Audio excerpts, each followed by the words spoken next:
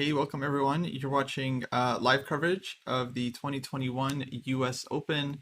I'm International Master Kostya Kavutskiy. With me is WGM Katerina Nemcova, and we'll be covering round 7 as well as round 8 and 9 of the US Open taking place in Cherry Hill, New Jersey. This is a real live over-the-board tournament. The players are playing in person. We have live games, but we'll discuss the tournament, the importance of it for a bit, and then jump right into the action. First things first, Katerina, how are you doing today? Are you excited to follow this event? I'm doing well, thank you. I look forward to see such a strong tournament. I don't remember actually watching seriously such a strong OTB chess tournament. So I look forward to see some cool games, strong players. I see also that some underdogs like Seth Homa and Nicholas Rosenthal are playing strong players, and they are doing really well in this tournament. So I think we can expect some real fighting games. Absolutely. Yeah, shout out to the Twitch chat. If you're watching us live, let us know. You'll be with us for several hours today. Time control for the games is 40 moves in 100 minutes, followed by sudden death 30 minutes after move 40, and a 30-second increment starting from the first move. And there's a big prize fund for this tournament. There usually is. There's, thousands of dollars for first place, second place, and then each of the rating sections has their own monetary prizes. $2,500 to the top master, $2,500 to the top expert, class A, B, C, D players as well. But of course, the big prize goes to the first place finisher of the tournament, who qualifies for the US overall championship.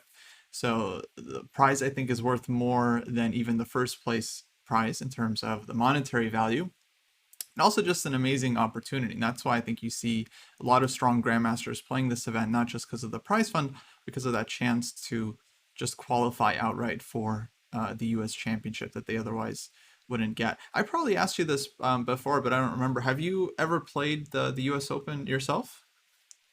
No, I've never played the US Open. I think I don't even know why, but I feel like I used to be going for summer back to Czech Republic.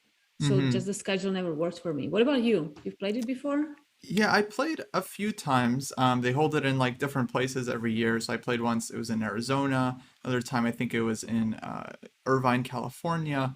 And yeah, it's the interesting thing about this tournament is that it's like one big section. So normally like tournaments are kind of divided. Here you're like playing down, for several rounds. And it truly is like big US Open. Like it's open to everyone. Everyone plays in one big section, and so by the end of it, a lot of upsets are to be had. As you know, these players have to face lower rated players like round in, round out. Of course, we've been talking a lot about the pandemic effect with all these like juniors that are like super underrated. We're watching like the US Open Invitationals, the high school and junior high and elementary school champions. And so, yeah, we might be seeing some surprises, although I do see a lot of the favorites so far kind of on the top boards, including two GMs. Let me actually switch their game right now, that are currently leading the event are Grandmaster Alexander Lenderman and Grandmaster Hans Niemann. Both have 6 out of 6, a perfect score. I should also mention that all the schedules have merged. So there's a traditional schedule where they play like one round a day. There's a 6-day schedule, and there's a 4-day schedule where they play a bunch of quick games. And now for round 7, all the schedules have merged. All the players are playing in one big section. And so, yeah, Lenderman and Niemann are the only two players remaining with a perfect score. There's a couple of players on 5.5 that let me just jump to right now. We have Alexei Sorokin, who I believe recently became a grandmaster against Timur Gureyev. Gureyev, of course, well known internationally as the Blindfold King, super strong grandmaster. And then we have John Michael Burke playing against Sam Schmeichel, who is not a grandmaster. I believe he's an IM. He's a 2400 rated player, very strong IM. And he's on 5.5 as well. And then we have a number of players on 5 points. Actually, I should mention FIDE Master Seth Homa. He's also on 5.5 points. He's playing black against Ilya Nizhnik, who has 5 points, along with a number of other strong players. So yeah, we have like the top 12 boards here that we'll be following. If you guys want the live games, Katerina put a link in the chat. I'll put it again for any of those of you that are just joining us. And yeah, a question from Buddy. So since Niemann has already qualified for the U.S. Championship by winning the U.S. Juniors, what happens if he wins this tournament? So yeah, so I believe Niemann has already qualified for next year's U.S. Championship by virtue of winning this year's U.S. Junior.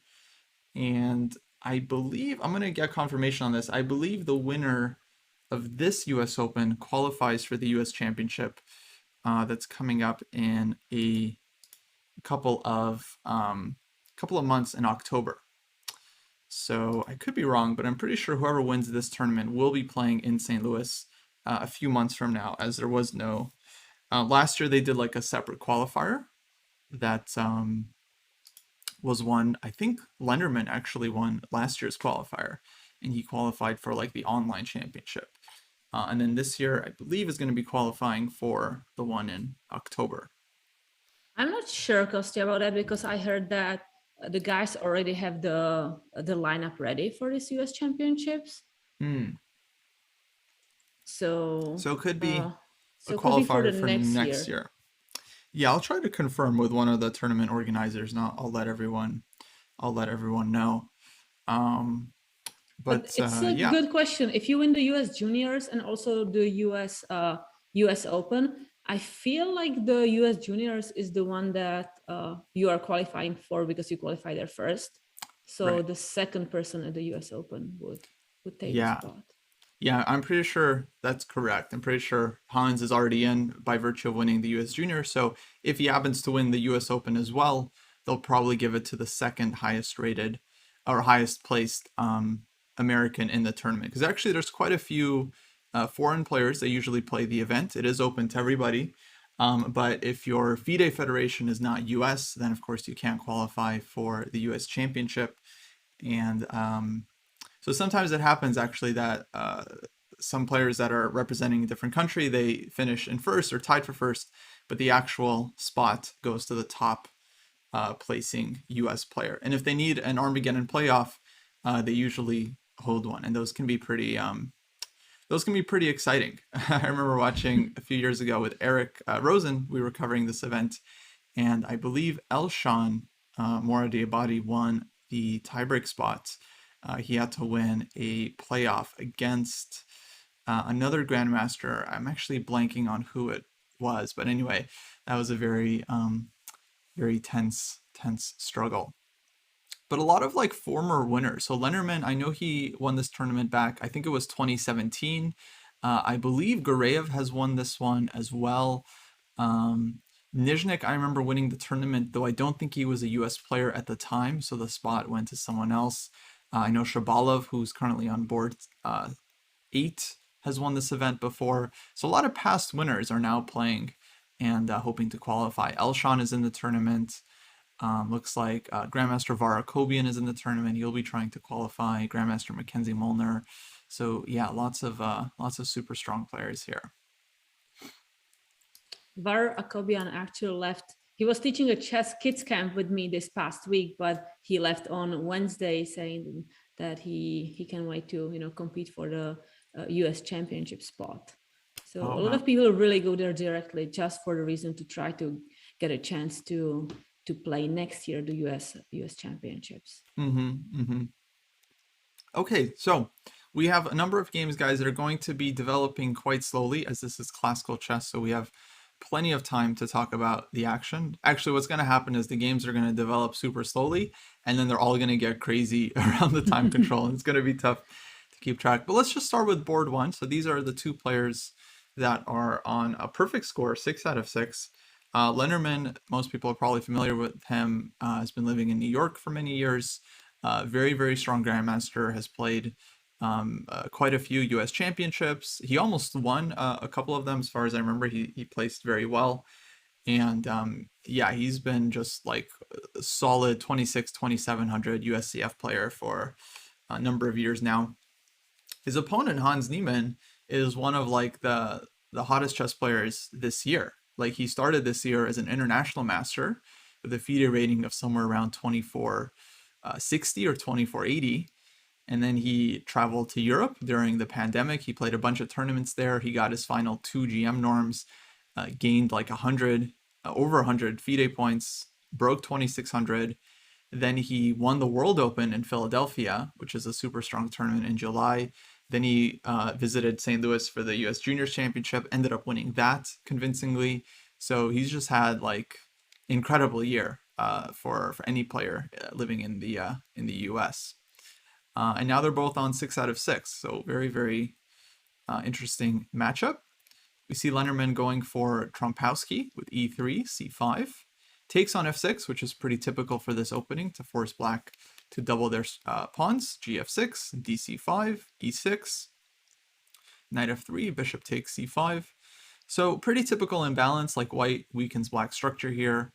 Black gets the two bishops, and we see both sides kind of developing their pieces. And then Hans's last move has been c3, giving back his temporary extra pawn to kind of weaken white's structure. And after bc3, I'm noticing that Lenderman has more time than he started with. Hans already spending some time, down to 1 hour and 20 minutes. Yeah, how are you feeling about this position so far? Do you have any preference to either side here? So I was looking at this opening. Trompowsky is opening that I face as black quite often. I feel it gained popularity like within the past few years. And I think that Alex Lenderman cooked up a new move, c4, which is something I think Hans was not prepared for. I even checked with Lichess, and the main move, I think, after queen b6 seems to be queen c1, just to defend the pawn on b2. But he played c4, and then it looked like Hans took some time to think, how he wants to proceed with that idea of capturing and then maybe giving up back the pawn on c3 and making some weakness. So it seems like Alex is still in his preparation. So that's always uncomfortable when you see that someone was like prepared for you and is in the line that probably studied at home for a few hours. So I understand that as black, you need to be like really careful and to know that you are going to develop it correctly. So I would feel better here if I knew I studied this position like for a few hours at home and I'm ready to play it. But just looking at this position, like I always enjoy pair of bishops.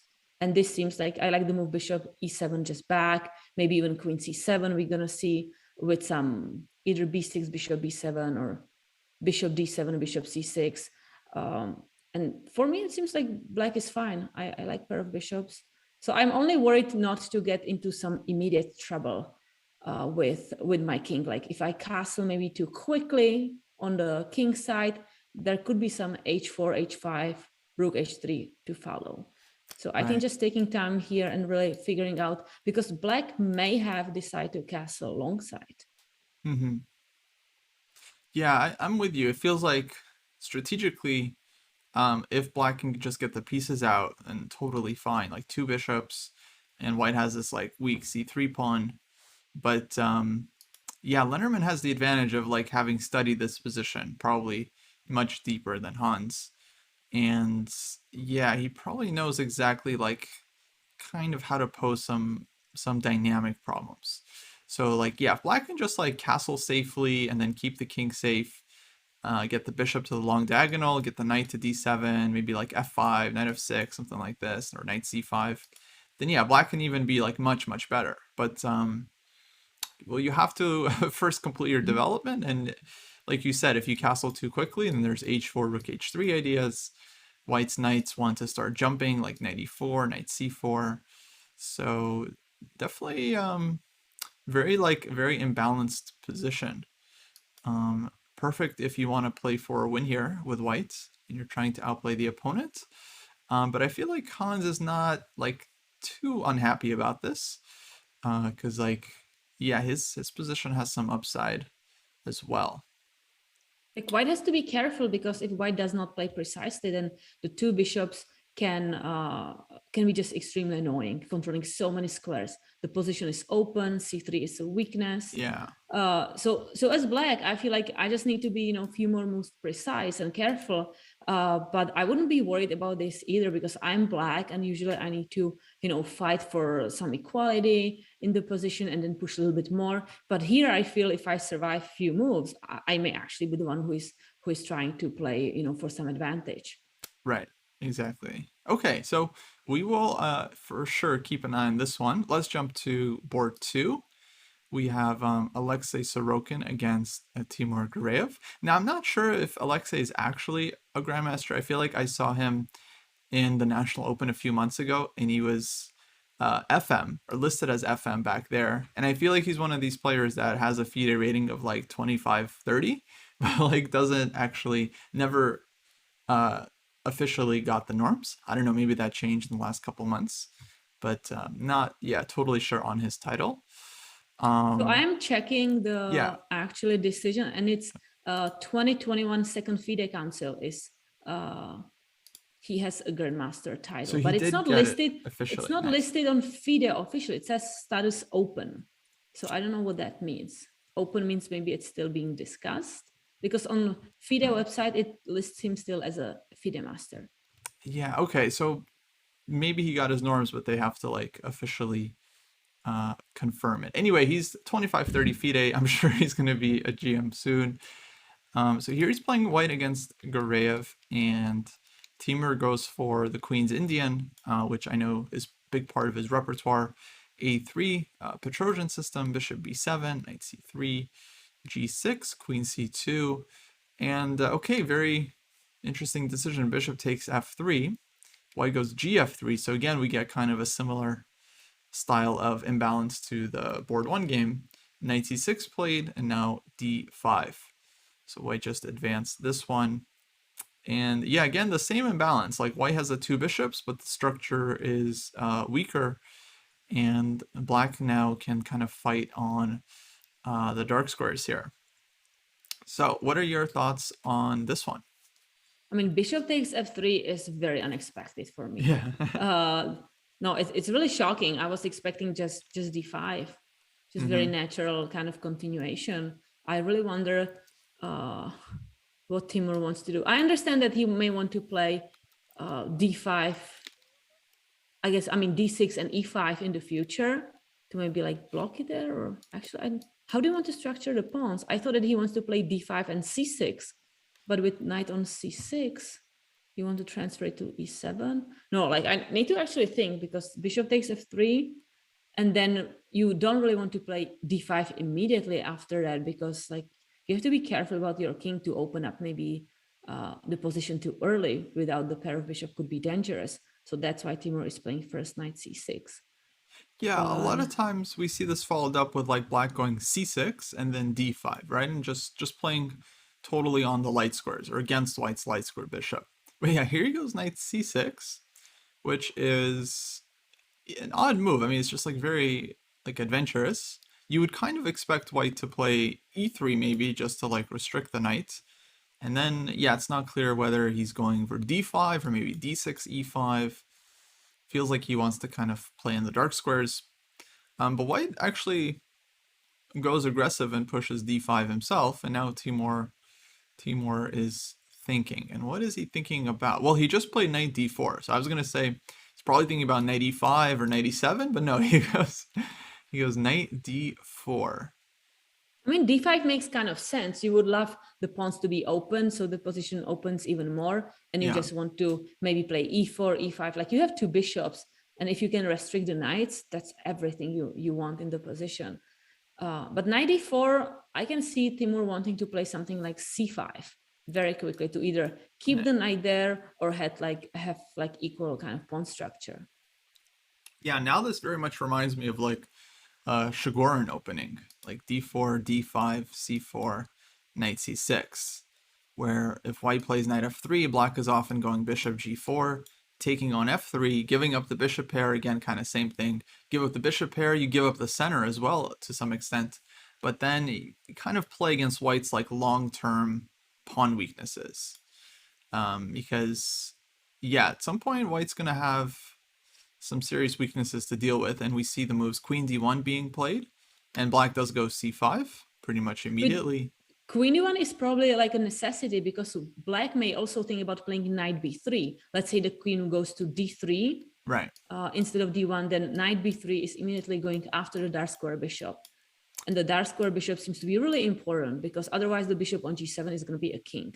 Just on that diagonal, it's going to be very Yeah. powerful. Then, yeah, it feels like black's bishop is better, and black has solved pretty much all their problems, like, traded off a couple pieces, so space advantage, not a big deal. Yeah, I think that's a good point. Queen d1 seems kind of necessary if white wants to, let's say, fight for advantage. c5, and now my guess is if white plays e3, then he's just backing up knight f5. And then the knight is just going to jump between these two squares. Like white can control d4, or white can play e4 and attack the f5 square, but can't control both squares. And so just as a kind of possible line, I think black's dream here would be if white goes e4, allows knight d4, and then e5, and then black just gets kind of like immortal knight on d4. That would be quite good. And we see that maybe white wanted to play d5 to open up the position as we talked, but with knight d4 and c5, maybe black will be able to actually close off the center. Yeah, I guess this is white's one chance, right, to go DC and take on Passant, which maybe he's considering because you keep the position open. And then, okay, black could take, well, how do you think black would take back, with the pawn or with the knight in this case? I feel taking with the pawn because this way you keep the kind of pawn structure 4 against 4, which is something you want when you have two knights. But I understand that if you capture with the knight, you may have some d5, but I think taking with the pawn I think it's slightly better. It kind of makes sense. Then you can go play for e5 or c5, and yeah, you kind of control this dark square. And the question is also, what is white gonna do about the pawn structure? Like, I don't know. Are you just gonna play bishop, right? Are you gonna play bishop e3? Like e3 is probably never gonna happen because e3 is just closing the bishop. Like we can maybe b4 bishop b2, and then you can play something like e3. But yeah, black has c5 anytime it needs, or e5. So and also like white will have to be careful about the d file because like queen d7, rook d8. Yeah, if both bishops go fianchetto, d2 square is actually going to be weak. I kind of feel like white is not going to capture on c6. What do you think? But what are the alternatives? Honestly, at first I wasn't sure that I like bishop takes f3, but now maybe it's kind of getting okay for black. Well, I think this is what Gureyev likes doing, especially, well, honestly, with both colors, he just puts you in like a very kind of new situation where you have to figure out this position. I imagine, the engine finds something that white can do to get the advantage, but it's like really difficult for human to figure it out. So yeah, for all I know, he might already be totally fine. At least his position has a lot of like strategic upside. Like there's a lot of situations where black gets like good knight against bad bishop, or like good bishop against bad knight, or bad, worse bishop. And yeah, it's really not obvious what white should do here. I feel like, I don't know, I mean, it makes sense not to take on Passant to keep your space advantage. Maybe play something like e3, knight f5, and if possible, to get the bishop to b2. So maybe like b3 and bishop b2. Which I think the tactics are possible for white. Bishop g7, bishop b2. I don't see any way for black to exploit this. And then other bishop can go to e2. Queen can come to c2. But still not clear, like, where's white castling? Like, king side looks weak. Queen side looks like it's going to get open anytime. Really hard to say. The other option, I'm thinking maybe you do take on Passant. Black goes DC. White plays e3. Knight f5. Maybe white trades queens and plays this endgame where king safety is not such a big deal. You try to use the two bishops, so like bishop e2, b4, bishop b2, maybe even b4 right away, so the bishop gets to b2 sooner. Maybe other Or bishop goes to g2. maybe instead of bishop e2, also f4, bishop g2. Right, Right, exactly. that could be also actually, because Yeah. black may want to play e5. So f4 playing quickly could be just taking control of more squares. f4, Yeah. bishop g2. I think it's very possible. I mean, black has like even like a move like knight h4 to me doesn't look insane. Just fighting against the bishop, but That's a good move. Yeah, that's a good move. at least it doesn't feel like white is getting squeezed here. Like it seems like white should be at least okay with the pair of bishops. Black I think is probably also fine, but yeah, I mean it's quite a tragedy to end up like strategically worse with white after 10, 12 moves. So he should be able to figure something out here. But right now he's thinking after c5. He spent a few minutes already. Why don't we jump to board 3? We have Grandmaster John Michael Burke, who was also in the U.S. Junior Championship. I think he finished second or tied for second with a bunch of players. He's playing Sam Schmeichel, who I'm pretty sure is an IM, and from Chicago, and doing very well in this tournament on 5.5 out of 6. So he's so far performing really well. Okay, this game was a French with bishop g5, takes bishop e7, bishop takes f6, and now gf6. Yeah, all three games have a gf6 or gf3 structure. It's really funny. This one was not forced. Black could take with the bishop, but there's different ways of playing this position. As far as I remember, gf6 was popularized by the super strong Russian grandmaster Alexander Morozevich, who contributed a lot to the theory of the French defense and found some really interesting ways to play it.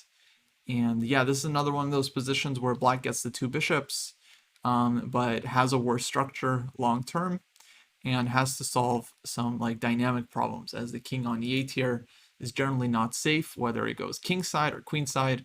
Black is going to have to figure it out. Bishop on b7 is of course going to be bad until black can achieve c5, but this position is really not simple for black because anytime you play c5, white probably responds d5 and fights on the light squares. So the problem with this position is that black has a pair of bishops, which is something I usually like enjoy and it's usually advantageous.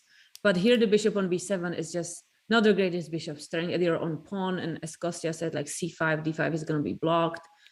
So just figuring out what to do with the bishop, I think it's going to be one of the major tasks for black. Because if black is never going to be able to play c5 or otherwise activate the bishop, then white's knight going to be just more active.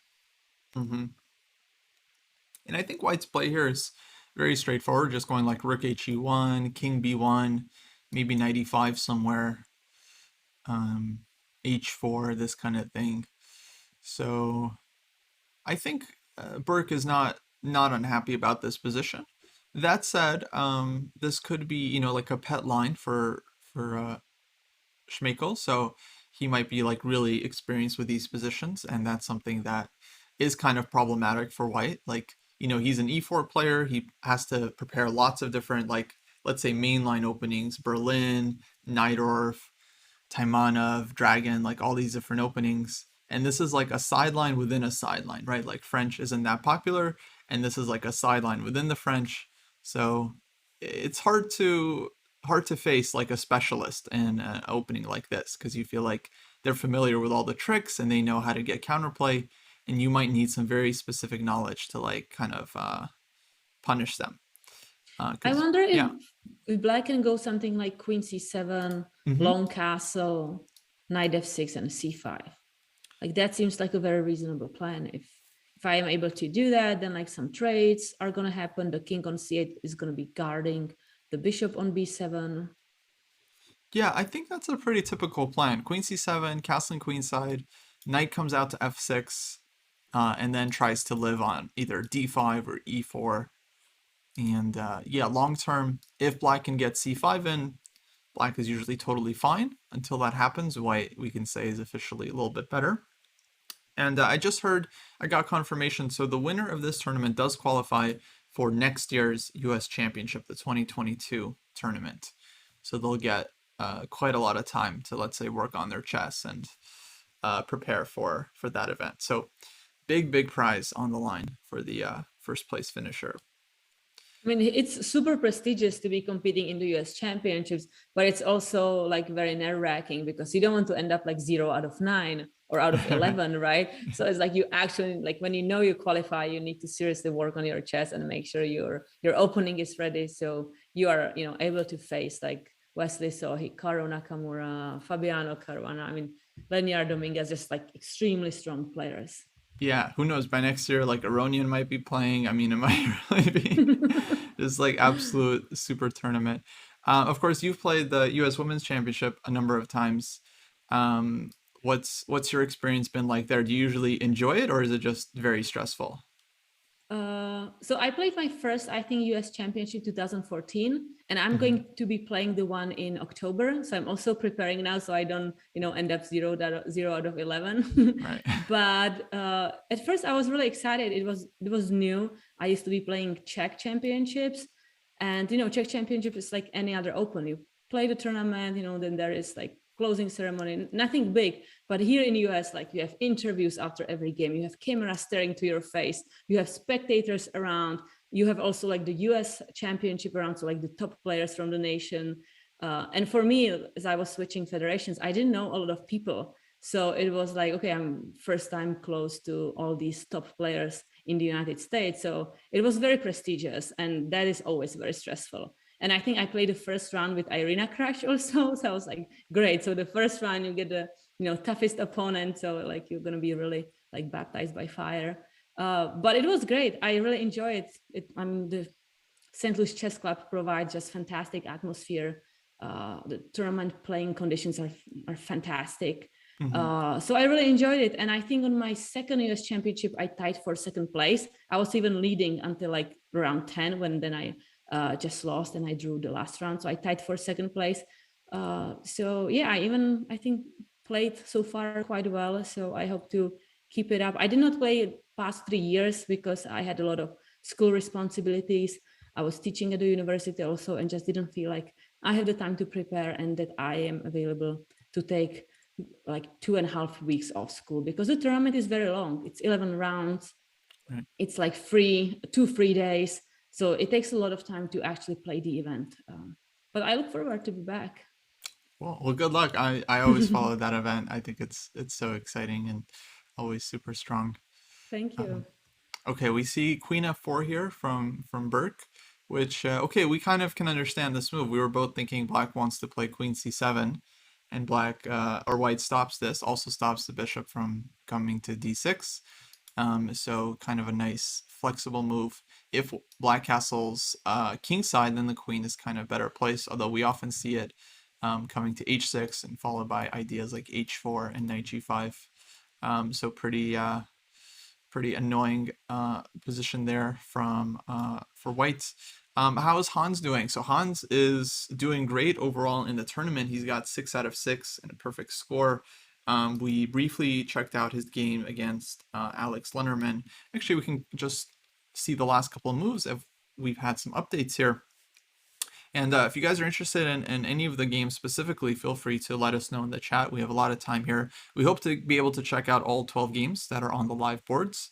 Lots of strong grandmasters playing. I think almost every board has a GM, with the exception of maybe one board I'm seeing. But yeah, every other board has a grandmaster playing. So in this game, we last saw Bishop E7. Lenderman played knight d4 after a few minutes thought, so still unclear if Lenderman is following his book or if he's just kind of playing quickly to put pressure. A6, rook b1, queen c7, queen a4 check, knight d7, and now this is the live position with Lenderman to play as white. So far, not much has changed from our overall assessment. You know, white has like kind of lead in development coming out of the opening. But if Black is able to complete his development and solve his problems, like right now he's not able to play b5, for example, because white will take, and the rook on 8 is hanging. So if black is not able to develop, then he's going to have issues. But if he's able to get the bishop to b7 and the king gets castled, then black will be doing absolutely fine. His knight has like dream square on c5 where it can't be touched by a pawn. And of course, black has this unopposed dark square bishop. So Hans still has some issues to figure out, but so far, I think has no reason to be too upset with his position. Why don't we jump to board 4? We have Grandmaster Ilya Nizhnik, originally from Ukraine, and I believe he still represents Ukraine. I don't know if he ever switched his federation or not. But here he's playing white against FM Seth Homa. Now Nizhnik is on 5 out of 6. Homa is on 5.5. Really strong player out of Michigan. Actually one of the best players in that state. And let's see how this game started. So this started as a Queen's Gambit declined with c6. This is, I always call it the triangle Slav. White plays Queen c2, which is one of the main continuations here. Knight f6, g3, takes. And this is a line I believe Seth has played before multiple times, so he has experience here. White goes for an early knight e5, allowing a trade. This trade, I believe, is always very controversial because you double your own e-pawns, and the e5 pawn is definitely a weakness, but on the other hand, you get some space, and you get to maybe use this d6 square one day. So we see white playing knight d2. He's undoubtedly looking for opportunities in the future to play knight e4, knight d6 to kind of use this square. Queen b8, knight f3, h6, and now white's last move here was queen to e4. And actually very unexpected move. The knight ended up going to f3 to defend the e5 pawn, and now the queen uses this e4 square. So what do you think is the idea? Is white just looking to play like queen g4 in case black castles, or something else? I think queen g4 is a good idea because black then cannot castle. The h6 could be an issue if the king is on g8. So with queen g4, you're forcing black to decide whether you're going to play like rook g8 and going to keep the king in the center, or you're going to play some king f8. So I like queen e4. I wonder if black may try to go for some f5, but that just seems, I don't know, seems not really possible. Like with the queen on b8, so you would have to go and defend the pawn on e6 somehow. Right. So I feel like queen g4 is actually a threat.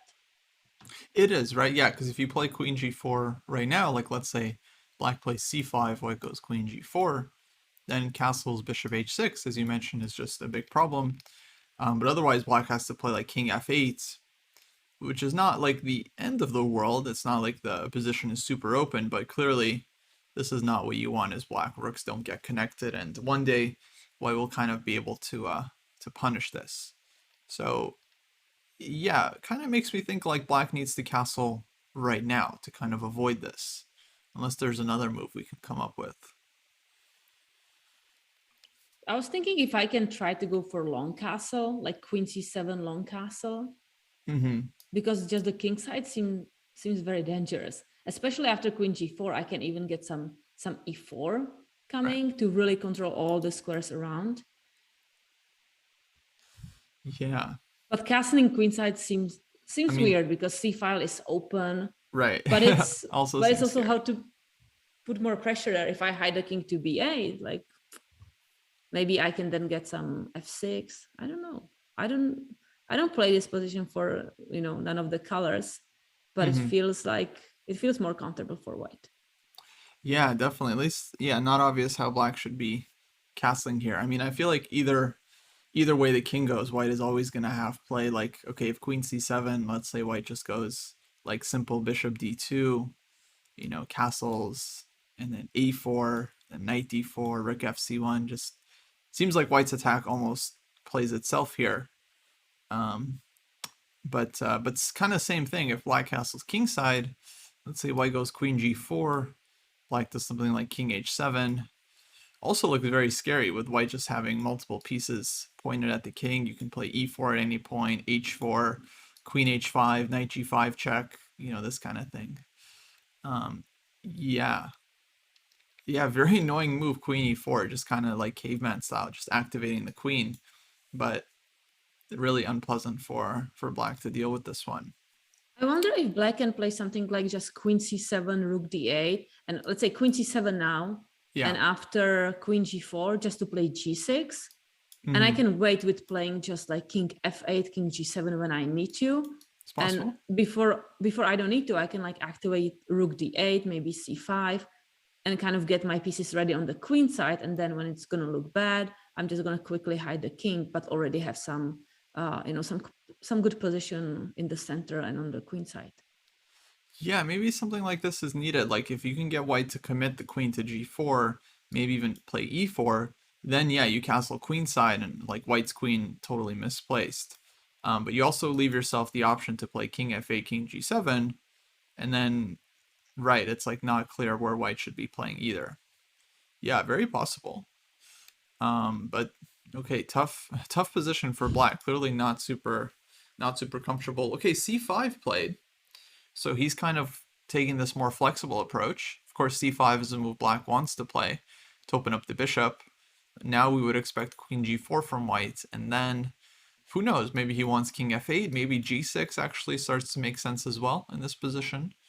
And then followed by bringing the king to g7, just castling by hand and yeah, opening up the bishop and getting the queenside play going. So Seth is fighting back. He's definitely not looking to get mated here super fast. All right, why don't we jump to board 5? We have Grandmaster Lazaro Brazone, who is originally from Cuba, but I believe might have switched to U.S. Federation. I know he and Nizhnik are teammates at Webster University. Did you also attend Webster? I always forget who. Yeah, I also attended Webster. Ilya Nizhnik was my teammate. I feel like he's been there for a really long time, but he went there for undergrad, for masters. So he's spending a lot of time at Webster. Yeah, I was not teammate with Lazaro because I finished Webster in 2016, I believe. Mm-hmm. And he came, I think, 2 years after me, or maybe even a little more. But yeah, I saw a lot of like Webster players playing in Vegas at chess festival, now playing here. So it's cool to see that they are still very serious about chess. Yeah, Grandmaster Well, Gladura, I believe, also is now a Webster student, mm-hmm. and he's playing on board 6. Would you attend like the Webster trainings with like Susan and all the players as well? Yes, we all had like Saturday trainings. It was like 4 or 5 hours trainings, but it was fantastic. We would do some, like we would have some printouts we had to work on ourselves. Then we would play practice games, practice positions. Then we would get together, analyze it. It was fantastic time, and I think I improved a lot. And it was really also good for just like building the building the team spirit, and making new friends. It was a really fun time with chess. Like sometimes the training finished at like 4 p.m. or something. Susan and Paul Trong, who were our coaches, they left, and we just stayed like playing chess, bug house, or analyzing a little bit more even afterwards. It's just all day. So Yeah, that sounds yeah, fun. that was fun. Very cool. Okay, let's see how this game progressed. So playing black here is I am Thomas Bartel. I believe he's originally from Pennsylvania. He's playing the Caro-Kann here. We get the advanced variation. And yeah, very typical line for this opening. Very close position. Both sides kind of get their pieces out. White takes space on the queen side and then goes g4. Takes, f4. And here we see black playing f5. So striking back and not letting white just advance and trap the bishop. F5, white goes g5, h6, making sure that this bishop gets out. Otherwise, okay, knight d2, knight f3 would be a big problem. So h6, takes, king h1. Very logical game, both sides just immediately getting off of the g file. And now bishop to e3. So what can we say about this position? I mean, white still keeps a big space advantage, but black has managed to trade off a minor piece and is overall very solid. At the same time, we can also see on the black clock that black seems to know this line, because black spent like a few minutes only making moves, maybe just taking a walk. So black know what he's doing, but this position seems very comfortable for white. Like sure. the g file, I'm very quick. for taking control of it, I can always go rook g1, rook g2, just double there. I mean, it's going to be harder to play for win here for white, but I feel that white's position is comfortable. Yeah, it just looks like a big space advantage. Like although black's pieces seem somewhat passive, like okay, bishop on g6 is blocked, but even the bishop on h4, like what is it doing exactly? Right? It's just like kind of floating. Knight on d7 doesn't have like a clear square or target. Feels like the only job of this knight on d7 is to make sure that white can't play knight c5. This a4 a5 plan, I've seen this quite a bit in these positions, and to me it always looks um, very unpleasant because it's like white just takes a lot of space. You prevent black from, let's say, playing b6 comfortably. You always have this lever of a6 that you can use if you need to. You even have this plan like rook a4, rook b4 in some positions, which can be difficult to meet. Yeah, I feel like I often see the knight transfer to d3 as well, where it can kind of support the queenside play and jump to c5. But yeah, I mean, Bartel, I know he's a big Caro-Kann player. Clearly, he hasn't spent much time, so it feels like he doesn't think anything is particularly wrong with his position. So I'd be, yeah, very interested to see how this one plays out because I'm not much of a Caro player, so it's hard for me to judge. I used to play the French, so I would say I don't feel too terrible about this position as black. But I also gave up the French because I didn't like, being behind in space every game. So I'm like having kind of bad memories looking at this kind of thing. I think I played this position once for white, and I was like so happy. I have a lot of space, I can Yeah. control the G file. But like I just didn't find a way to like break through or actually take advantage of something because yeah, you transfer the rook to the b4, rook a4, rook b4, but then they can play just queen c7 and like okay, good job. But there's no much Hmm. like power you can bring to the b7. Then I doubled on g file, and then like again there was nothing, and I ended up like just making a draw in that game. And it was like kind of frustrating because you see the position, you like it for white, but it's just hard to kind of create something direct, something specific. So I think that's maybe what Thomas, he just knows what is the setup and how to keep everything kind of in check.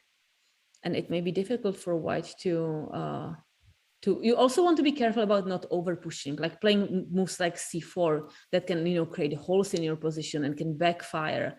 So white wants to push very slowly, but it's just not clear what to do. And the bishop on h4 is actually sometimes just stopping the h2 pawn from progressing. Like anytime you go queen c7, if the bishop was not on h4, white can play something like queen e1 and h4 and push for even more space.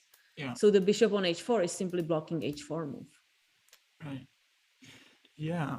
Um, okay, I guess we both like white, but yeah, again, we'll see how this one plays out. Why don't we jump to board 6? Here we have FM Aaron Jacobson. This is the older brother of Grandmaster Brandon Jacobson, who I think was also second in the U.S. Junior Championship.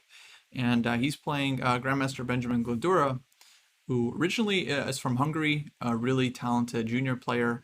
Now I think he is approaching maybe 20, 21 years old. And like we mentioned, is part of Webster University. Let's see how this one played out. So this was a Grunfeld, and white goes for the line with knight f3, rook b1.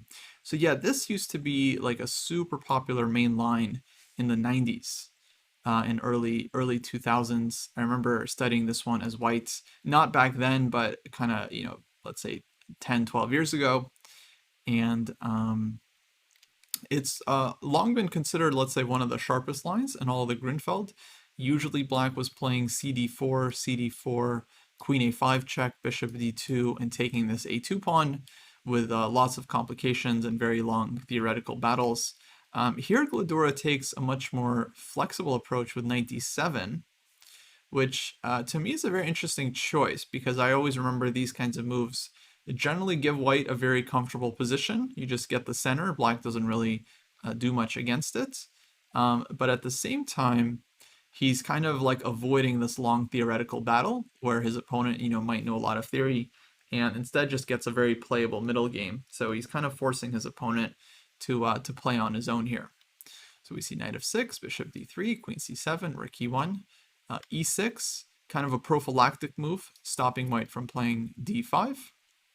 White plays h3, b6, a4, bishop b7, and now a5 on the board. So both players definitely out of book here. Glidura, I imagine, is happy. This is like a very typical Grunfeld, but still he's going to have to figure out how to outplay his opponent here. I played Aaron once. He's definitely quite a strong player, and so far seems to be pretty comfortable with his position.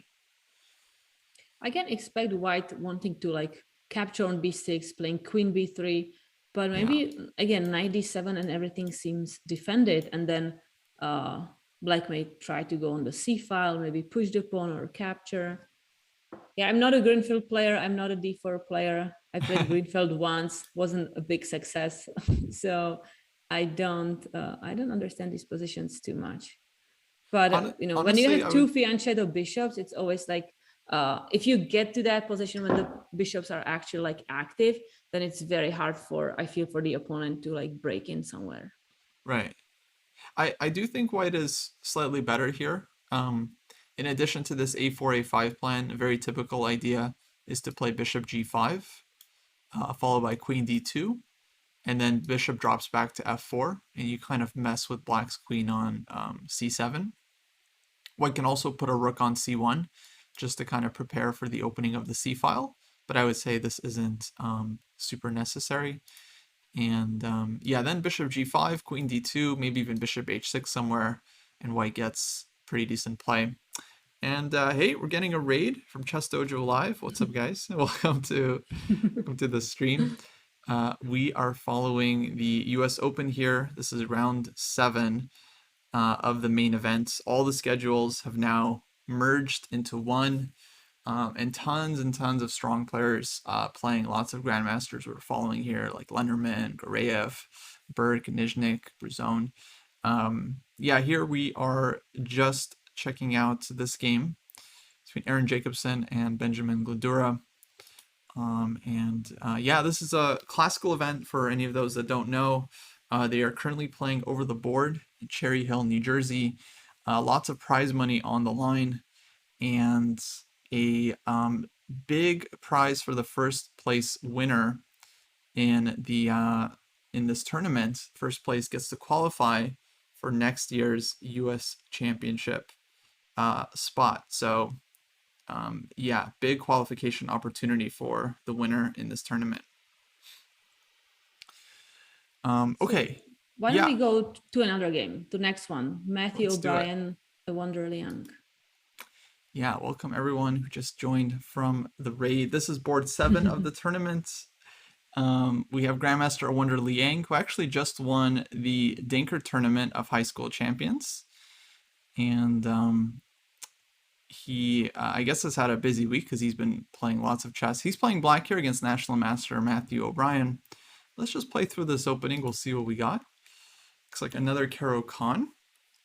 2 knights variation, bishop g4, d4, knight f6, h3, takes, and now gf3. Again, we see gf3. We've seen like 3 games already where one side has given up the bishop and the other side is taken with the pawn. Here, I believe the reason that white takes gf3 is because if queen takes f3, then black can actually win a pawn with d takes e4, knight e4, and queen takes d4.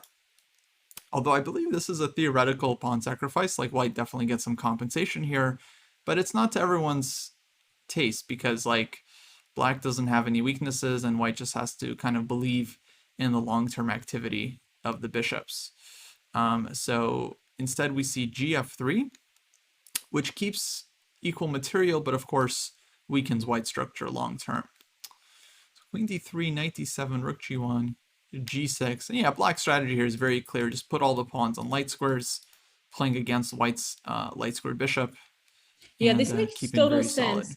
Compared to the game we saw Sorokin Gareev, like we expected that pawn structure there as well when Timur took on f3 with his bishop, but then the continuation was a little bit more surprising with knight c6 followed. So this time, like this pawn structure, you do want to get rid of the bishop because otherwise the bishop on c8 would be just horrible. and then you put all your pawns on the light squares. Yeah, yeah, this is like very typical play once you give up the light square bishop, exactly. And then with this h5 move, I believe what a wonder is trying to do is actually play bishop h6 and trade off white's dark square bishop, just leaving white with one bishop and no more bishop pair. So that's, yeah, exactly what happens. Takes on d2, queen e7, king b1, castles queenside, h4. And now this is the live position, and yeah, honestly, I feel like black is very comfortable here, right? Just like no weaknesses, better structure, two knights in a closed position. This h4 pawn can be targeted like at any moment with the knight moving away. I feel like we can expect just a wonder to double rooks on d file or capture him. Okay, I feel like capture just happened. D takes e4, and then white will have to figure out what to do with the pawn, and black will be able to anytime play c5 or e5 whenever he's ready. And the bishop on f1, like it doesn't have a good square to go to because black has those fantastic pawns on knight squares. Yeah. And the knights, like now it's a question, like how do you gonna recapture? Like probably with the pawn, right? Just to kind of at least not to keep your pawn structure destroyed. Right. So capturing on e4 actually feels, well, very controversial at first because you let white undouble the pawns. But my guess is he must have something immediate in mind, like something like e5 or c5. Because otherwise he kind of just fixed the white structure. And then we see e5, And e5. yeah. Yeah. Exactly. Huh. So yeah, I wonder like changing the structure and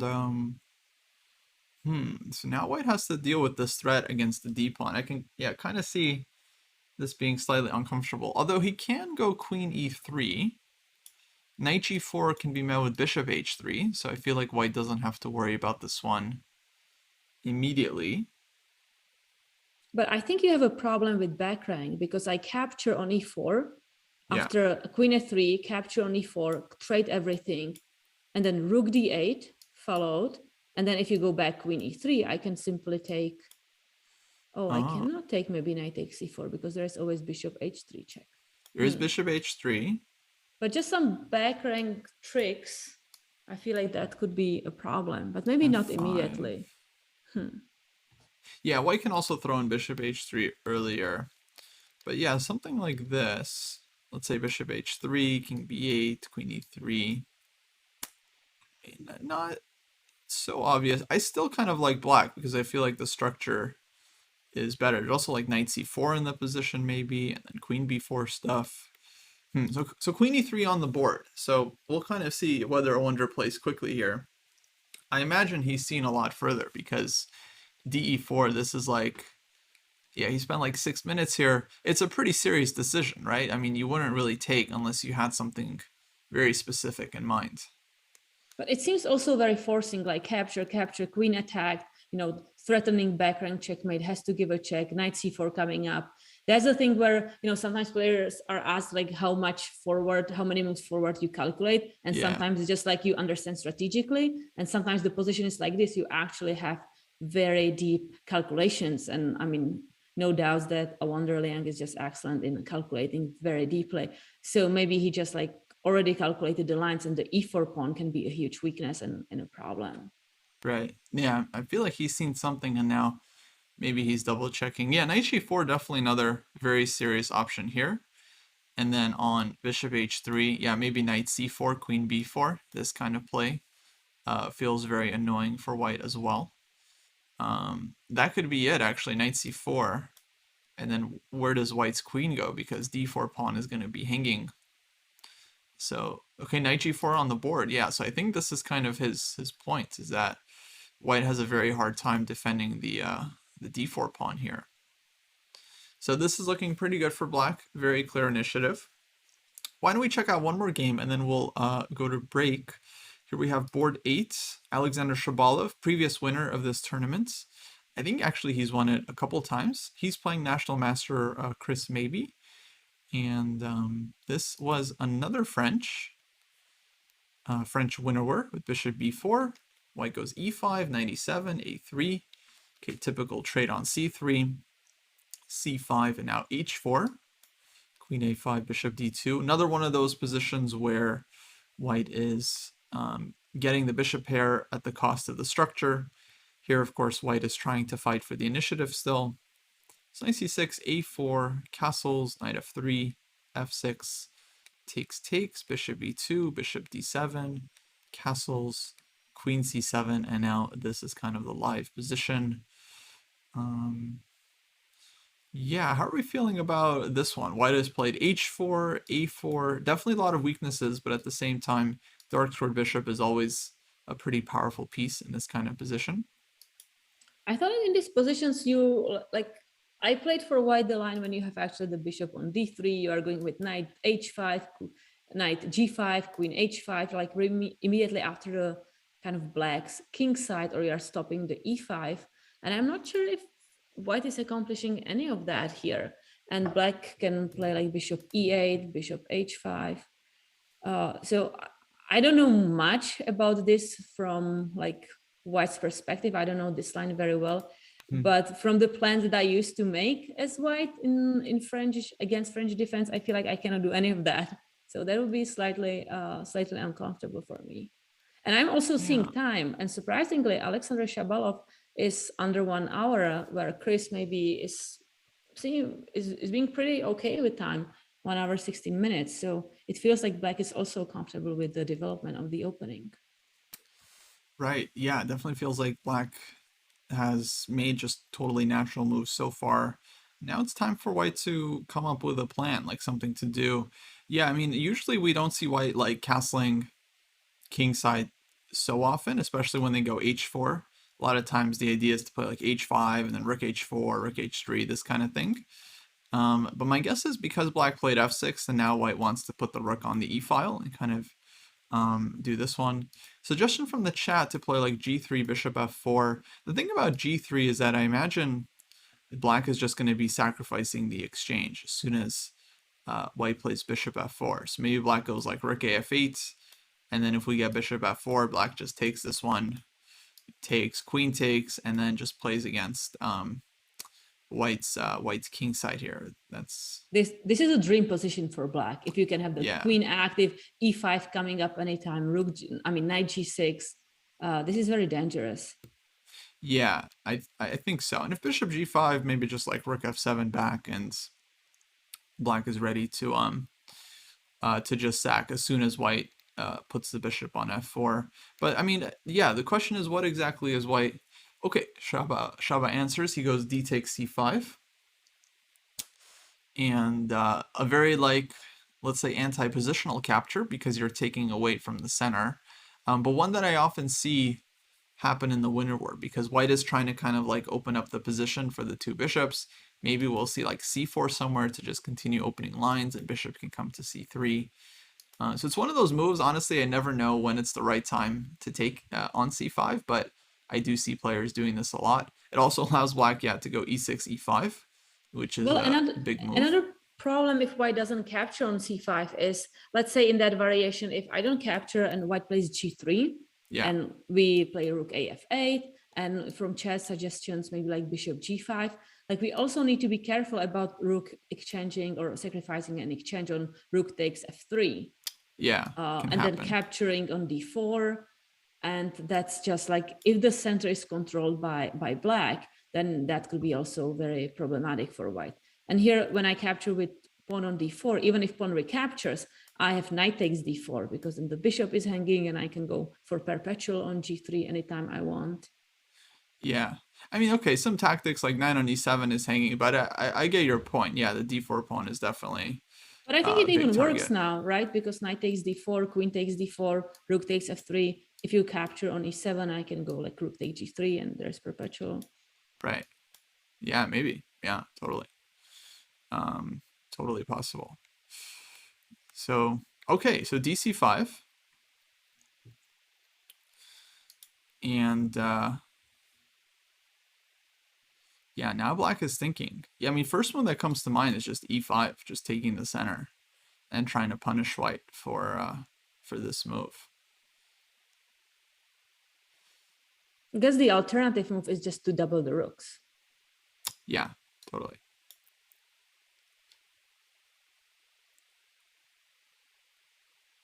So if we double the rooks, maybe bishop g5 is coming up. Mm-hmm. I don't know if that's such a big deal though. Also, sometimes black plays like queen a5 just to like recapture with the queen there. Right. But e5 seems the most logical one. You want to play e5, maybe e4, get space in the center. Yeah, like queen a5, okay, I can at least understand what white wants here. I would just play c4 immediately, queen takes c5, c takes d5, and just start opening up the position. And then the two bishops feel pretty good, like bishop d3, knight g5. Feels like white's position is very natural. But on e5, yeah, I'm having a hard time understanding like what white's next move is gonna be. Because it's like, yeah, you can't really go bishop d3. You can go bishop g5, but then what's next? If c4, then I imagine black just goes d4 and just keeps taking space. So, yeah, really not clear. Maybe c4 and c3, just trying to trade some pawns and open lines, but yeah, very unclear so far. So, yeah. Yeah, really interesting move, dc5. I guess Chris is gonna think about it from here. Katerina, why don't we take a break? We got a long stream ahead of us, and we'll be back, guys, as these games start to heat up. We'll be back in a couple of minutes. More US Open coverage starting soon. Katerina just posted the link to follow the live games on Lichess. But yeah, we will be seeing you all shortly.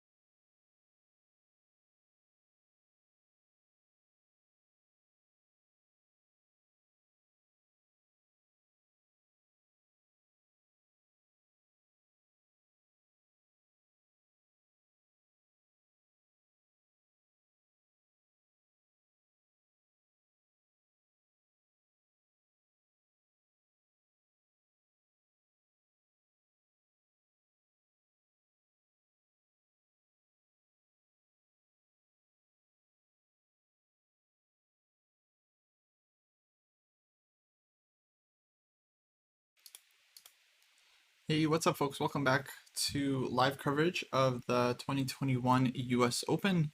This is round 7 that we're following. We're right in the middle of the games. A lot of interesting games. If you want the link to the live games, I'll put the Lichess link there in the chat. You can follow the games live. And yeah, we were just looking at this one with Chabalev and Chris Maybe. Black did play e5 in the position we were just looking at after dc5, e5, and now c4 on the board. So I guess we kind of figured out where this one is going, and now black is going to have to decide whether to push d4 or maybe even, e4 is a move that also makes sense. Bishop e6, just kind of strengthening the center. But why don't we check in with board... Well, actually, we had a result on board 12. I didn't even realize this. But maybe we should check out board 12 because this game is over. Looks like That was Grandmaster, fast. yeah, GM Varakobian, that we both know very well, of course, living in St. Louis now. He won his game against National Master Arthur Makaspak, and looks like this was Exchange Slav, which is dangerous opening in the right hands. And let's just quickly see how this one finished. Bishop g5, queen d8, f4 here from white. Okay, Lichess says it's dubious, but I would say pretty aggressive way of playing the position, and is a very, very strong plan. In fact, white won the game in like a few more moves, it seems. The very nice combination. This has long been known as the Pillsbury Attack, where you put the knight on e5, you strengthen it with f4, and then the rook lifts over to the h-file. Looks like black blundered here with b4, and Var did some calculation and just went for a very thematic combo, starting with bishop takes f6, bishop takes f6, and now bishop takes h7 check, king takes h7, rook h3, and this was simply resigned. This is after king g8, queen h5. Black is just getting mated. Now This Greek gift tactics, bishop yeah, takes h7 is a very popular one. And maybe black just missed that, or I wonder if black thought that maybe they have time to play g6, but the rook right. on f3 is just too fast. Well, yeah, I mean, with rook f3, I think just wasn't expecting, like when you have a knight on f6, you're not really looking at the Greek gift because h7 is defended, but he must have just overlooked that white can take on f6 first and then take on h7.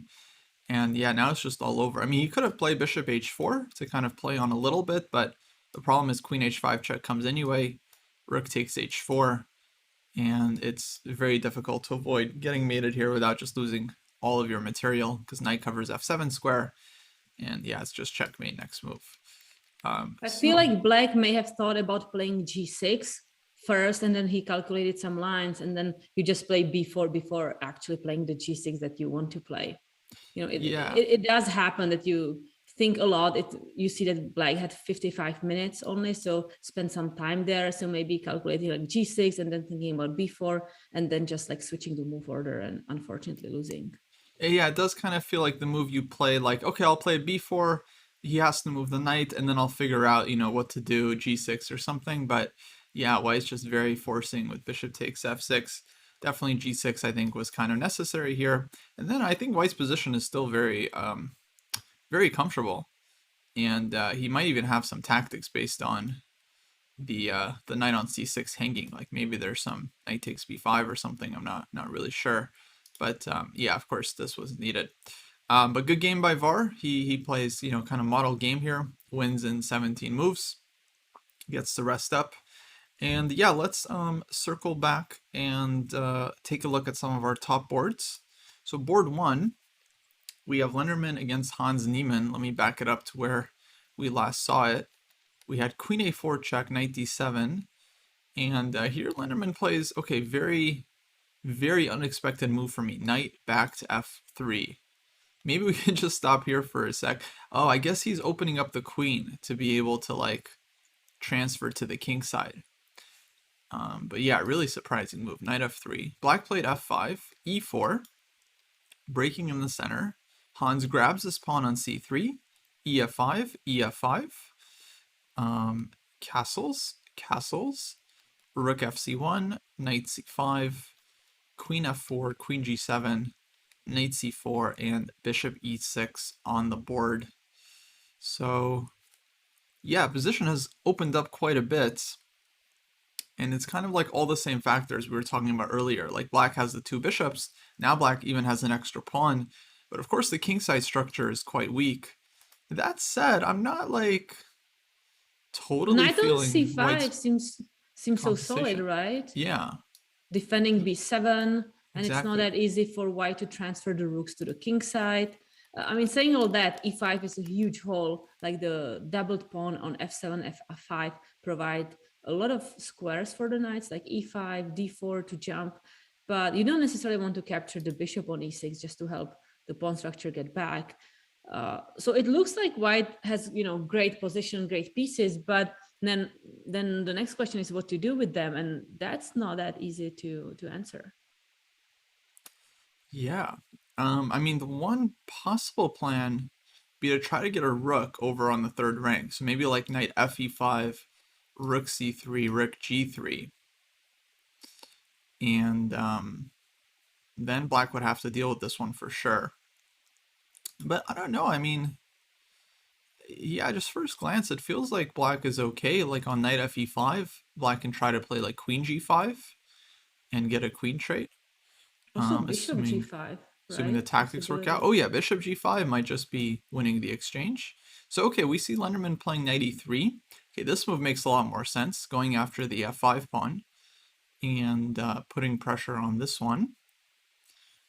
Maybe looking to play knight d4 in the future. Okay, now I'm starting to kind of get it. So he's just still playing against the weaknesses. He might get bishop c4 in the future, knight d4, I and think we black can still has some expect issues. something like rook a d8, Uh-huh. right? Just to develop. And if you're going to capture on f5, at least I'm going to get away from the doubled pawn. I'm going to have the file, get rid of one knight. We have equal pawns. Because keep like playing queen g6 or queen f6 to really hold on to that pawn feels like, I mean, queen g6 runs to knight e5 and maybe even Right. like more activity for white, and queen f6. So I'm you're not sure thinking, if yeah, just give back the pawn, but trade off some pieces. So rook a d8, knight takes f5, queen takes, or bishop takes, queen takes, and then something like queen g6 here. yeah. Yeah. Yeah, I'm with you. I mean, if white trades queens, then okay, that endgame is very, very drawish, and black has to be absolutely fine. I would be worried about white, let's say, avoiding the queen trade, backing up, something like queen f4. But yeah, white's pieces aren't super active just yet. The bishop is still kind of passive on e2. Well, Hans says, nope, I want the pawn. He just plays queen f6. He keeps it. And okay, this also is a very logical move, kind of avoiding any attacks from the knight. And now it's up to Lenderman to keep it going. He can follow up with knight d4, like we were saying. And just going after the pawn. I wonder if after knight d4, black can try to just capture on a2 and then quickly retreat. Oh wow, that would be really very ambitious. But Yeah, the knights around the king, I mean, that could be dangerous, but no dark square bishop, so the diagonal seems safe whenever king goes to g8. right. I'm yeah, I'd be, I'd be very scared to grab this pawn, but maybe it's possible. Who knows? I mean, queen f6. Yeah. Maybe we'll see white playing like rook b6. And looking to yeah, rook b6 kind of annoying because you threaten to go like knight d5, for example, and hit everything in black's position.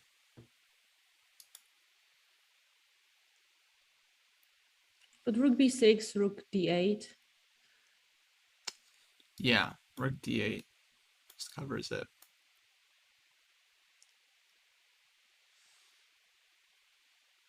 And when the rook is on d8, I don't even have my knight d4 and to put more pressure on the f5. So if I go knight d4 right now, are you going to take the... You're saying the taking on a2 is risky, right? So what would you want to do? Well, risky, but I mean, also I don't see how white wins there exactly. So maybe maybe that is the move. I mean, I was thinking, let's just look at, I don't know, some knight takes on f5, bishop takes b1, and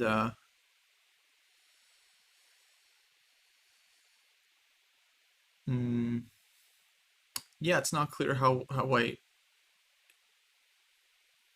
gets anything. Knight takes c7, queen takes c7. If the second knight comes to f5, black can capture it with the bishop on b1.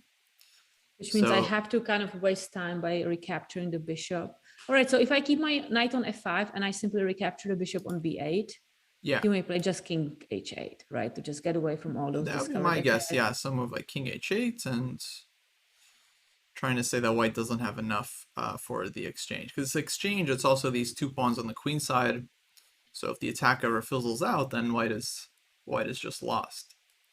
Which is why, I mean, it's very double-edged for both sides. It's like, it's always fun to attack, but at the same time, if you run out of threats, then the game is also over, but not for you. Yeah, that seems like reasonable. So maybe we can improve it by simply playing knight d4, and after captures on a2, maybe just rook b2, and like anytime you go back to a6, I mean e6, then there is potentially rook b6, like pinning everything and threatening knight f5. Yeah, maybe rook b2. Actually, Gloko fan has a good idea as well. Maybe we take on f5 with the d knight, with the idea of going knight d5. Bishop takes b1, knight d5. Oh, and you can't take on f5 because knight takes d7 check. Yeah, wins the queen. Yeah, that's a good one. So this, I imagine, is what Lenderman is calculating right now. Hans he didn't really spend a ton of time on all this. He kind of played queen f6 relatively quickly. So I bet if knight d4 comes, then he's going to calculate like whether he needs to take on a2 or play more solid. My guess is he looks for a more solid move just because, yeah, taking on a2 feels so scary. Not because of knight takes f5, but also because of what you mentioned. Like maybe white just goes rook b2, and then the black is just losing a lot of time here as well. Yeah, like rook b6 ideas and so on. Queen f6.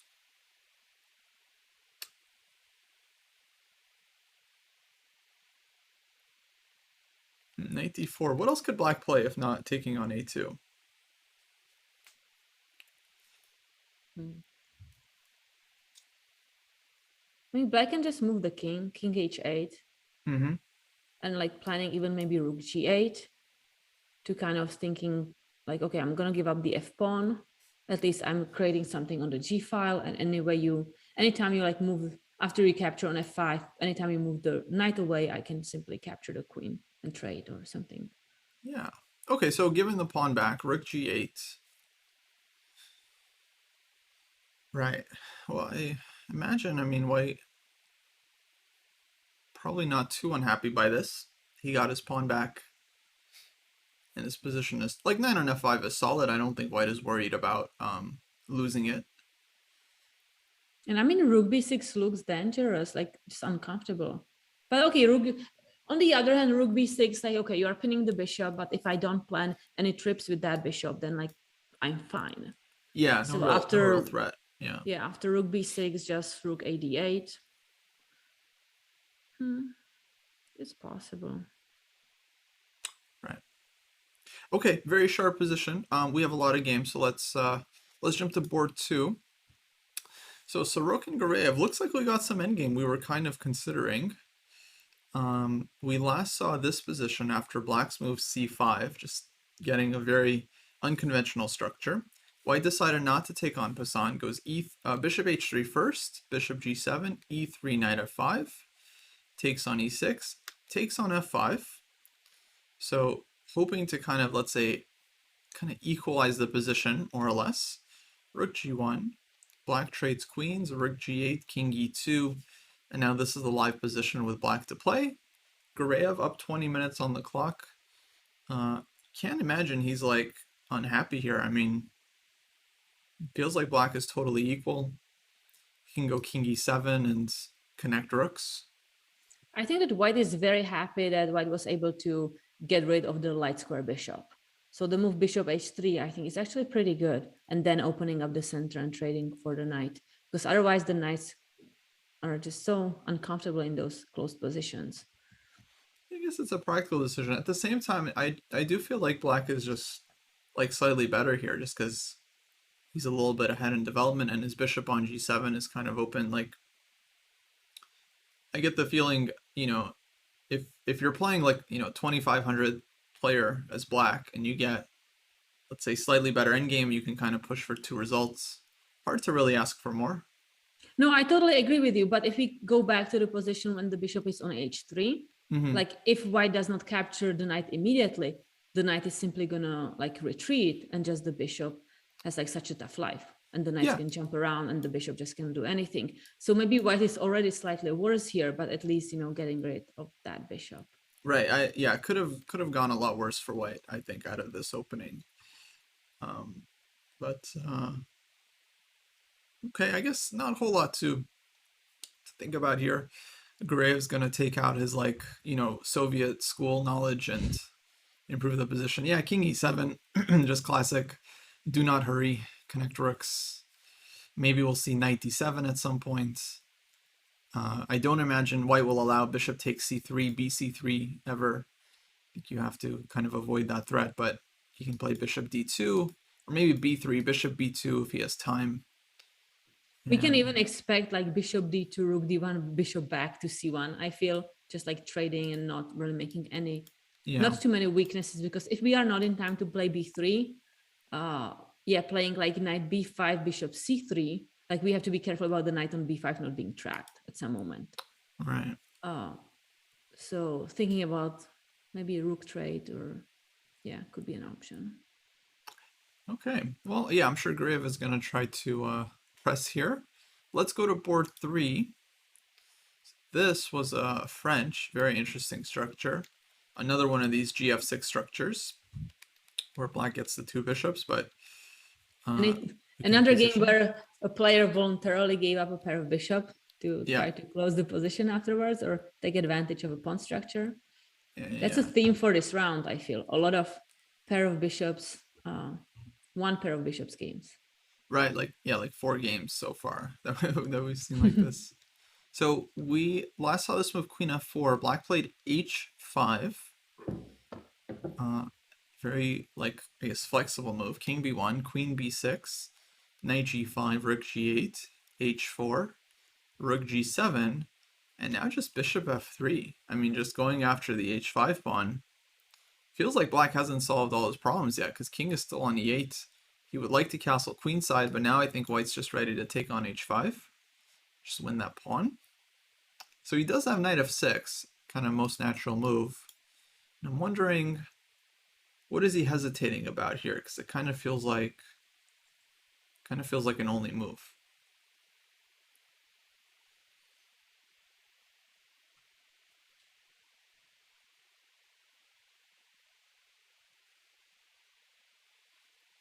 Okay, so knight f6.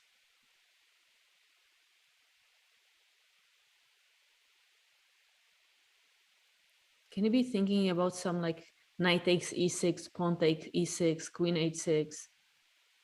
But that seems, I don't know, that seems okay. Queen h6, just rook g8 back.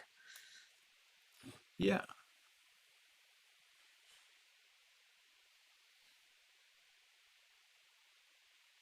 I mean, maybe he's just considering if he can sacrifice the pawn, like something like castles, bishop takes h5, c5. Like, if this works for black, then it's a very active solution, and you might want to prefer that, but it doesn't look like it works. It looks like white can play d5 or bishop f3, and I don't really see black's play. So maybe after d5, black has b4. Yeah, that's okay. Knight f6 happened. Okay, So knight f6 play. So yeah, he didn't spend too much time. It was like 5 minutes on this move, but probably considering something else. But you got to be careful because I mean he is down to like 45 minutes after this one. So move 17. Now they do get extra time on move 40. They get another 30 minutes, but still with this time control, you don't want to be too low. Like by move 30, I think usually you want to leave yourself with like 30 minutes because otherwise the position's always going to get very complicated. And if you only have like 10, 15 minutes to make 10 moves, it's like you really have to. That can be a very tough spot when the position opens up. There's lots to calculate. So, knight of 6. No. Yeah, what do you think we'll see from white? like rook he1 seems like a very natural move to play. Yeah. But we can also expect after rook he1 long castle. Mm-hmm. So I think this is Then the black time is when finally ready. yeah. So maybe we can think about some other ideas, but Yeah, it would be nice for white to find a move here that can discourage castling, but it's hard to find.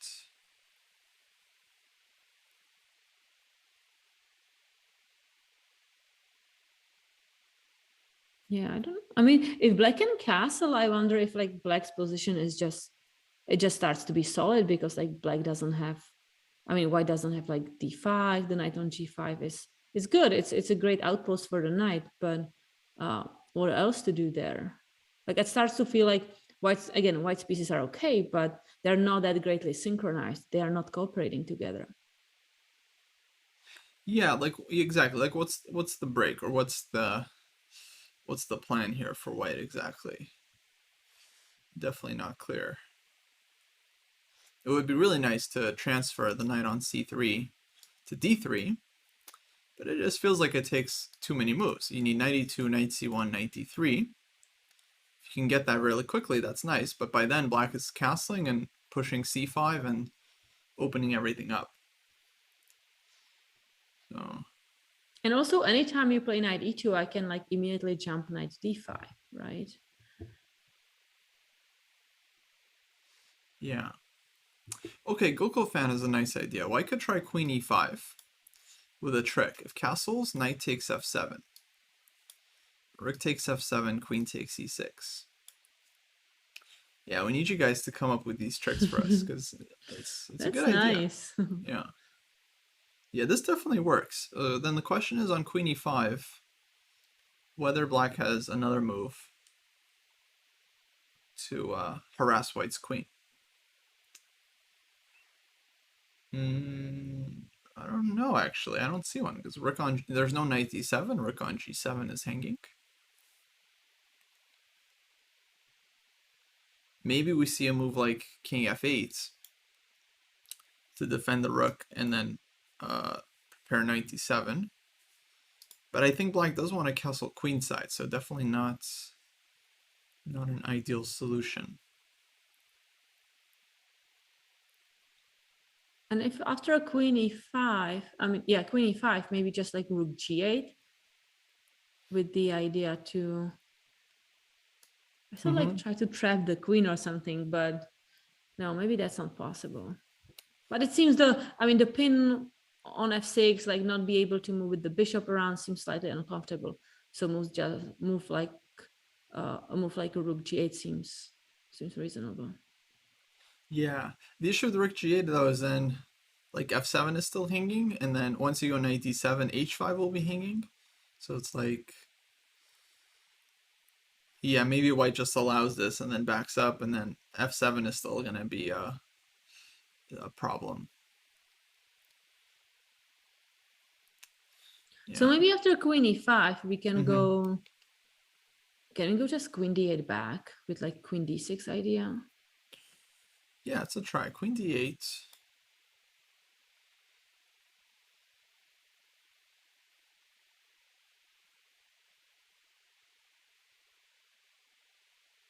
Well, let's say rook e1, just most natural move.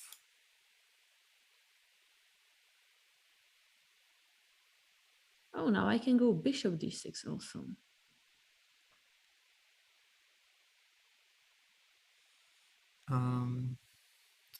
Yeah, I mean, bishop d6, I would be really careful about like knight takes e6. Um, and just trying to sack and open everything up. You have enough power for that. So if you take king f8. Yeah, I would think Your something like f5 is just also queen takes handy. f5, and yeah, we just play this position, like 3 pawns Yeah. for the piece, and feels like reasonable attacking chances. Yeah. Okay, queen e5 on the board. So yeah, nice move, spotted. Always nice to guess the GM's moves. And now Sam is gonna have to figure out how to solve his issues here, because it's really not simple. Although we can still look at queen d8, And queen rook d6, e1, and right? queen d6. Yeah. That was the kind of original idea. So nothing fancy, but just to trade off the queens, play king e7 or something, and Right. roll on castle.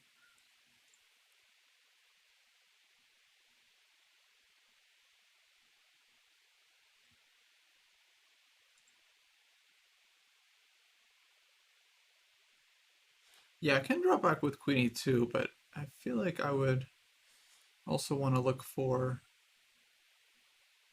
other moves as well. Yeah, but queen e5 is really good move because it's trying to just like take advantage of that bad bishop on b7 and just sacrifice the knight for so many pawns and some the king in the center. So kind of strategically, it makes a lot of sense. So trading off, I mean, I don't know if we don't play queen d8, queen d6, like I'm not sure like what is really the alternative, like maybe rook. I think rook d8 or rook g8. Those are, but it's just dangerous to like leave the e6 just unattended. Yeah, definitely. Let's see any other moves for black after queen e5.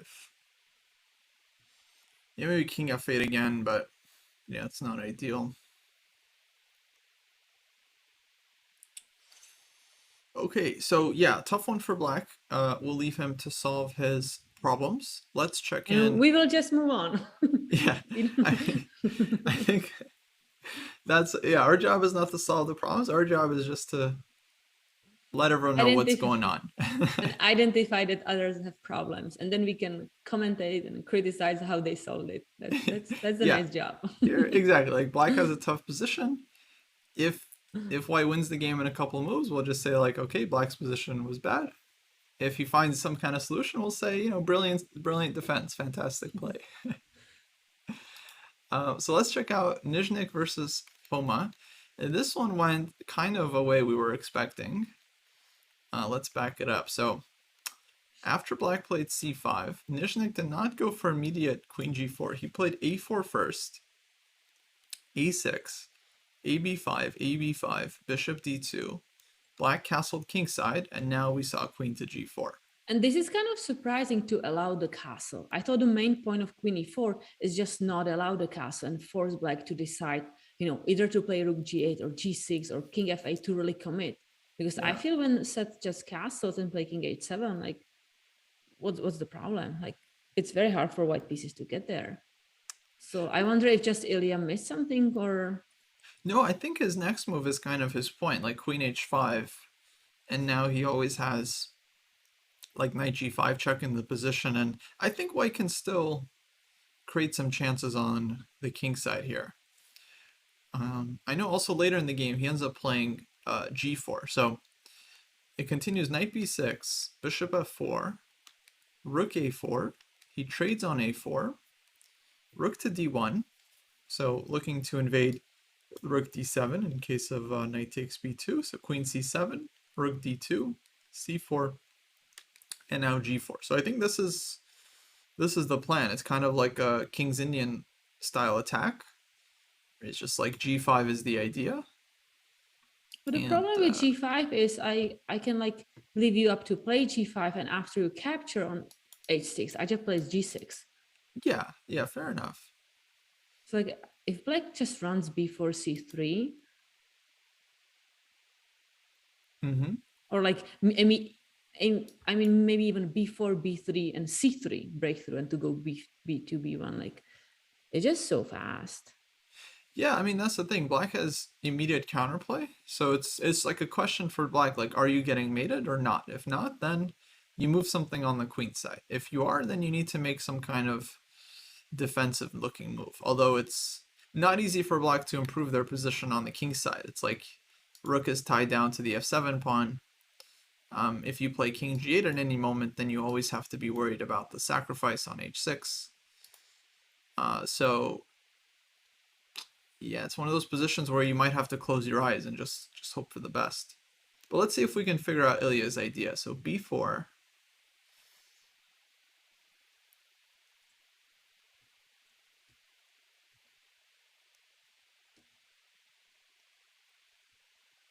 Well, let's say g5.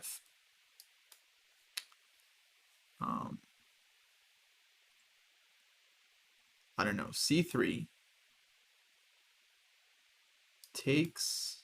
Maybe b3. Actually, it doesn't matter. After takes, I can play b3 as well. Yeah, c3 takes b3, something like this, and then pawn is very dangerous. Let's say white takes on h6, g6, and then question now what to do. Like if knight g5 check, then black can definitely think about just taking this one. It reminds me all those Sicilians where you like attack on the king side, but black has this this option to just like give you up a pawn either by playing h5 and you capture en passant, or just like in this sense. And if black has enough pressure on the queen side, it's just so fast. Yeah, very double-edged. Like, yeah, if the attack runs out, then white just loses because this b pawn is going to win a full rook. b2, rook d1, knight takes c3. So it's really not obvious that white's attack here is so strong. Okay, here bishop takes g5, takes, bishop takes g2, and queen f6, rook g8, something like this, and no obvious checkmate.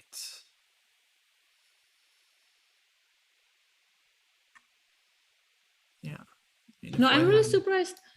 Can we just go back a little bit to see what would happen if queen g4 followed a little earlier? Yeah. Like what like just like I what was wonder he what, worried about? yeah, or like what would you play if queen g4, like would you play g6 or king f8? Because even My feeling is g6 is the problem. Yeah, because this is the only move. Once black castles, they can't play this move anymore because h6 pawn is hanging. So it feels like he didn't want to allow g6 and then king f8, king g7. But if you play g6, I can play even h4, right? For example, now. Yeah, I mean h4, let's say h5. And then queen has to go somewhere. Oh, okay. That can be a problem to not find so a good nice. square. Right, exactly. Like queen f4 would be great, but not really possible. Also, that could be the problem. So I actually don't have a good move right now. Yeah. So Unless I play queen h3, g4. But that maybe looks suspicious a little bit. I agree. It looks weird, yeah. And then I think, yeah, black starts to think about castling queenside. And if you take on h5, rook takes h5, and it's white's king that's kind of exposed. Yeah. Well, I feel like after black castles, I'm very comfortable with black's position. Because just black accomplished so much already on the queen side. Like the a file is open, the pawns are so far away. True. Yeah. Yeah, I'm I really feel like not clear about what white's plan is. Yeah. Someone can now maybe be looking at this with computer, and we are not looking at this with computer. And maybe it's like +3 for white because there is some direct attack. So that's very possible. But now that's the question. Like if white has something very direct, then maybe white is winning. But if not, then black is just gonna go for promotion. Yeah. Even if white does have something, it's not a given that, you're able to find it. as many players know, with good attacking positions, it's always easy to even if you know something should be there, it's like yeah, sometimes it's hard to calculate it out. Though Nizhnik, of course, is extremely strong and very good at calculation. And his Um, time suggests that maybe he's comfortable with that position. I very mean, he comfortable. still Yeah. has 1 hour on clock, so maybe he knows what he's doing and how he wants to attack. On the other hand, Sathoma has 30 minutes left. Uh, so wants to make sure he's not going to get checkmated because he may be going for like a GM norm or something, right? He's doing so well in the tournament. Yeah. Well, I don't think there are GM norms here because I believe the U.S. Open is not FIDE rated. Oh, okay. Um, but performance-wise, he is doing really well. And C3 on the board, which makes sense, but I feel like as white, you're kind of happy to see this because then the B pawn is not as fast. But maybe he yeah. wants to recapture with knight and just bring the knight to e4 and like help knight defend the king. Yeah, He could help BC3 yeah. on the board. That seems to be the idea. But at least black's b pawn is not as scary here. And yeah, it's just a question like whether white can checkmate here or not. And honestly, I don't really see the plan. So I'm very curious as to what Ilya comes up with. I bet he has some ideas. Knight c3 on the board. So we're gonna, well, again, he's gonna kind of figure it out and let us know whether there is a mate or not. So let's leave Ilya with the problems to solve the position, and we have some games we didn't even looked at yet. So maybe we can go to. Let's go to board 9. Yeah, this is National Master Steven Kuklev against International Master Victor Matvishin. Matvishin is another one of these players who's like 2,500 FIDE, so technically he's still an IM, but clearly he's Grandmaster Strength. And I'll just quickly go through the opening here. This was a e4, e5 bishop's opening that yeah, kind of has this interesting idea with bishop g5, queen f3. And again, we see actually white giving up the bishop, taking on f6. Though this one, I feel like in the endgame, these double pawns are really not a big deal for black, because the king is generally very safe. So I do feel like black's play here was very comfortable. He trades on c4, and now important move for black, b3, breaking white's structure before allowing white to kind of consolidate with playing b3 themselves. White played c3, and now knight b6. This is the problem. c4 pawn hangs. Knight h5, rook fd8, knight eg3. Interesting that white didn't take on f6 immediately. I think this pawn is just not going anywhere after knight eg3. Black has no way of defending it other than playing knight d7. But then the knight is passive, so white is kind of allowing this option. Instead, black takes on c4. Now white castles, and this is the live position. So a lot going on here. I mean, white is going to take on f6 at some point and get the pawn back. But black has potentially a very strong bishop. Like he can also take on f2 somewhere. Also some idea like bishop a3, allowing or like forcing, not allowing, but forcing the white to recapture, and then some b2, knight takes a3, going for some kind of promotion. It doesn't work right now, so I don't know if black could try to like double on the b file and still keep that idea in mind, or just, I mean, capturing on f2 is definitely something that black is considering, but it also opens up the f file, so maybe yeah, very risky to take on f2 here, I would say, but a huge pawn. Like if you can get away with taking this one, you're super happy as black. I like white for not capturing immediately on f6, you know, because now I'm trying to get my other knight to f5, and then after I capture on f6, the king is going to be kind of locked. Otherwise, after the captures on f6, black would have played like king g7 and just kick the knight to go away. Yeah, so he's just kind of holding on. He can go like knight f5, maybe knight e7 check is a threat somewhere. Yeah. very double-edged. Actually, black can also drop back knight b6 and take the other pawn on a4. So for me, it feels like white has more to prove here than black, because like white is the one that has to kind of figure out their counterplay, whereas black can just like take on a4, bring the knight back, and then start pushing a4, a3, and just open up the queen side. Yeah, I feel a little uneasy with that queenside castle. Like the king is not that safe there. Like the b3 pawn is just so far away, and the knight and the bishop there, it creates some options. Yeah, we don't often see like opposite sides castling in the endgame, where both kings are unsafe. So it's like some kind of Sicilian almost. But I don't know. White's I idea like of black here. playing like Yeah, White's idea of playing like knight f5, h4, rook h3, rook g3. Like it's right. also very simple. Yeah, maybe white can play for some mating ideas. True.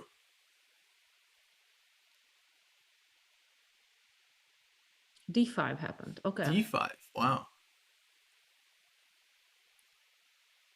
So That was unexpected. Black wants to play d5, d4, and just really crack the queen side. Yeah. Unexpected, but looks very strong. Also covers like knight f5, knight e7 check, which is nice. I mean, white can do something like just e takes d5, pawn takes d5, rook takes d5, because I'm always recapturing on f6 with check. Interesting. But I feel like if you play like e takes d5, pawn takes d5, rook takes d5. Well, I thought bishop e7 to retreat, but there's knight f5 maybe. So, not that simple. I kind of feel like he wants this. Because, okay, white can take on d5, take on f6. Let's say king goes to, let's say king h8, knight takes d5. Then black takes on f2 at the end, and we traded off a pair of rooks. So now black's king, I feel like, isn't very unsafe, and I mean, position is opened up for black's bishop. Right now, the bishop feels like a nice piece. True. So after d5, I can just play maybe knight f5, just like ignore everything. But then d4, like. Then d4 maybe, yeah. Very much so. Just to quickly try to capture on c3, or get the bishop on that diagonal, because that's just so dangerous, having knight and bishop attacking the b2 pawn. I like d5 move. That looks good. Very sharp. Yeah, because your idea of like let's say black played knight b6, super slow, and then white goes knight f5. Black has to like defend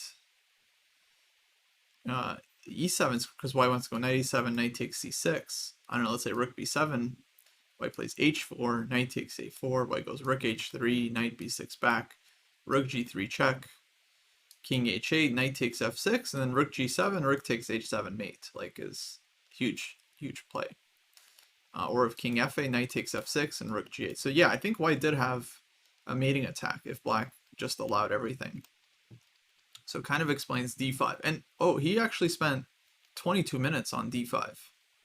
So he was calculating a lot here. He clearly felt like he has to do something in the center in order to kind of deal with white's play.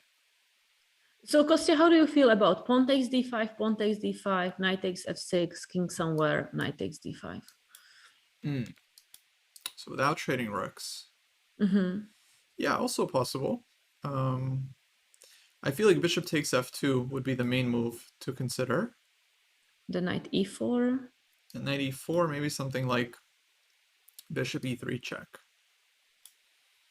Then king b1. Yes, king b1, because knight takes looks annoying, g2 and everything starts hanging, so king b1. And I suddenly feel the knight on d5 is better than the bishop, because the bishop now is not like doing anything, it's attacking c1, okay, that's nothing is there. Yeah. Whereas the knight on d5 can really help with the rooks to attack the black king. Well, maybe f5 for black at the end. Just getting the pawns moving. And like if knight f6, then like bishop g5, and yeah, I think at this point I just want to trade the bishop off. somehow. Yeah, f5 is strong, so maybe I cannot play knight e4 there that quickly. Yeah, But then you have knight e3 coming up. right. So d5 seems like a very good move. Yeah. D5 is really interesting. Yeah, I mean, like once you see it, it kind of makes sense. But I could see myself just not really considering this move. So okay, interesting move. Let's see, we have two more games actually we haven't seen yet. So let's take a look at those. We have Nikki Rosenthal, actually a longtime friend of mine, from Florida, and he often does really well in the U.S. Open. I feel like I've seen him play well in this tournament many times. He's playing against Grandmaster Alexander Fishbein, who very experienced player, recently played in the U.S. Seniors Championship. And And this we was have the same opening that Magnus Carlsen played against Jan Krzysztof Duda at the World Cup. oh, that's right, this line. But okay, he plays a little bit differently. Magnus played this one with like c3 and d4. Here Rosenthal plays it with c4 and takes it more into like kind of like Maratzi bind structure, which is generally very solid for both sides.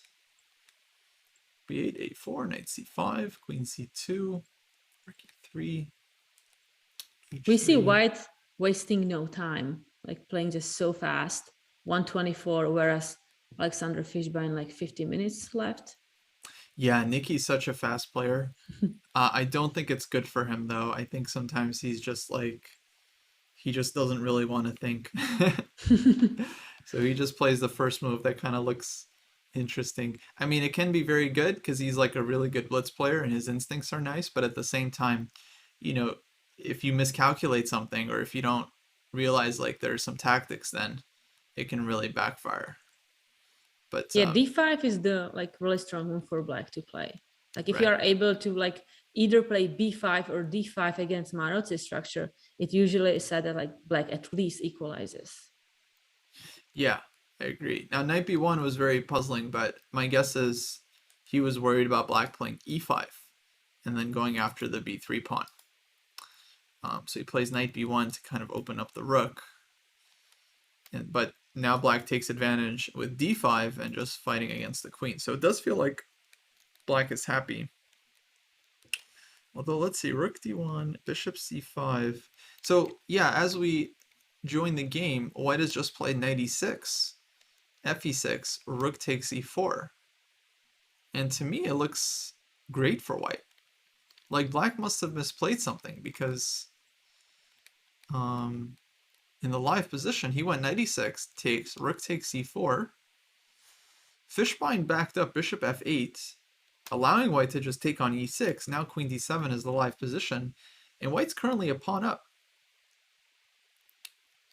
Pawn up, and can we just play queen g6 and recapture on d5? I mean, Queen g6 looks excellent. Yeah, I mean, yeah, something really went wrong for Fishbein because I thought his position was good. I mean, very likely he missed this knight e6 move, and rook takes c4, where now it's just like all of white's pieces are better. Then he decides to give up a pawn because, well, like if he doesn't, then rook g4 is coming, and but very it's annoying. interesting, you know, black spent 15 minutes to play bishop c5 move. Yeah. So like maybe black is already in trouble here, because if you spend 15 minutes, you usually do not miss like a simple tactic like knight e6. So I wonder if maybe if I don't play bishop c5, like maybe really knight f5 could be a threat that white wants to do, and just recapture on d5, you know, threaten on g7. The knight could be potentially recaptured because the pawn is pinned. I mean, I don't know. It feels like he should have a better option. I mean, clearly he must have not liked anything else. But it does feel like he missed it because then on 96 he spends like 6 minutes to take it. So No, if this, you know, if this was something he was expecting, it would have been that's faster. true. And now, okay, Nikki plays rook e5, and rook e5 also looks very natural. Just Yeah, it's even simpler than queen g6. You just recapture the next pawn. winning a second pawn. I do wish Nikki would slow down because I mean you have such a good position. You have an extra hour. You don't have to keep playing fast. You know, you can calculate a little bit. I Just mean, enjoy the position, playing against the grandmaster, having 2 pawns. yeah. And look Yeah. at this, he's playing so quickly. Rook f5. I mean, he could have taken on d5. I think that's just 2 pawns up. But the idea could be to recapture with the other rook on d5, so there's no bishop c5 coming, and like no like counterplay on f2. I guess so. I think he's hoping for queen g6, rook takes f8. I think he just wants this trick. Uh, But now, okay, I think this game is is look is looking very good in White's favor. yeah, I mean, definitely 2 pawns up. He's gonna take on d5 here soon. The And b2 bishop is fantastic compared to the and like black bishop on f8, just very defensive. yeah, I'm gonna trade rooks or put my rook on 7th rank. Yeah, this is yeah, everything in White's favor. good. I mean, I think he should win this one. And White Also has has, no problems whatsoever, right? you No know, extra weaknesses. hour. Doesn't hurt. Yeah, no weaknesses. Oh boy. So it could be big upset for Nikki. Let me see. How many points does he have right now? Going into this round, he has 5 out of 6. So if he wins this, 6 out of 7. That's And some serious rating grabbing for him. yeah, big time. Okay, so we expect him to win this one. Let's go to board 11. This is the last game that we We have haven't seen. Mac Molnar against Vishnu Vanapali. Yeah, Grandmaster Molnar, who I think lives in New Jersey, if I'm not mistaken. So this is almost like a local tournament for him. This was Italian game. His opponent Vishnu, I'm not familiar with, but clearly having an excellent tournament. His USDF rating is 2180. So FIDE rating quite underrated. And looks like we had a lot of exchanges here. And White did manage to win a pawn. But it's one of those positions where the extra pawn, I think, is quite difficult to actually convert because it's just very weak, and Black's pieces are pretty active. So still good chances for White, like he has the extra pawn, but yeah, Queen f6 played. If White goes Rook f1, then we might see Rook c2 and just trying to win the pawn back. And like Queen e4 check, just Queen g6, you know, just going for the rook endgame with the super active rook.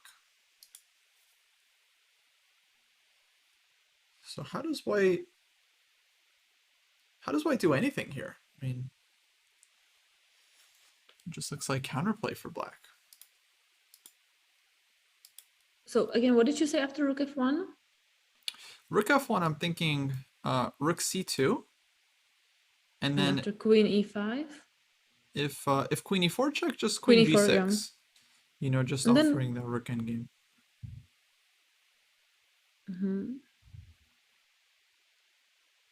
Oh, so Vishnu Chessfields is telling us is from Charlotte in Siena. He's already crossed 2200 in terms of his USCF rating. So could still be underrated. But then I could be going just like for repetition, right? So I go Queen e4, you play Queen g6, I go Queen e5. You want to play Queen g5, and I go back Queen e4. Yeah, I mean, I think Black would be very happy with the draw. Okay, we have a request to look at Lenderman's game.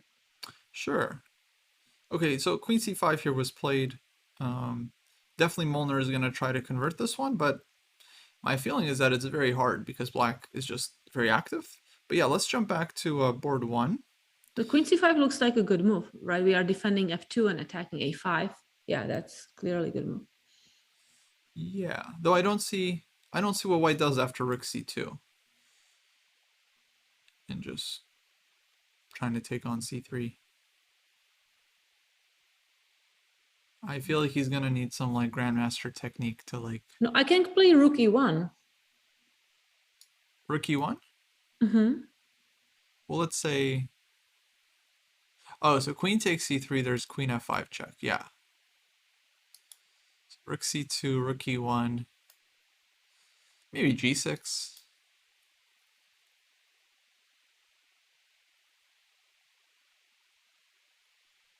Then can I go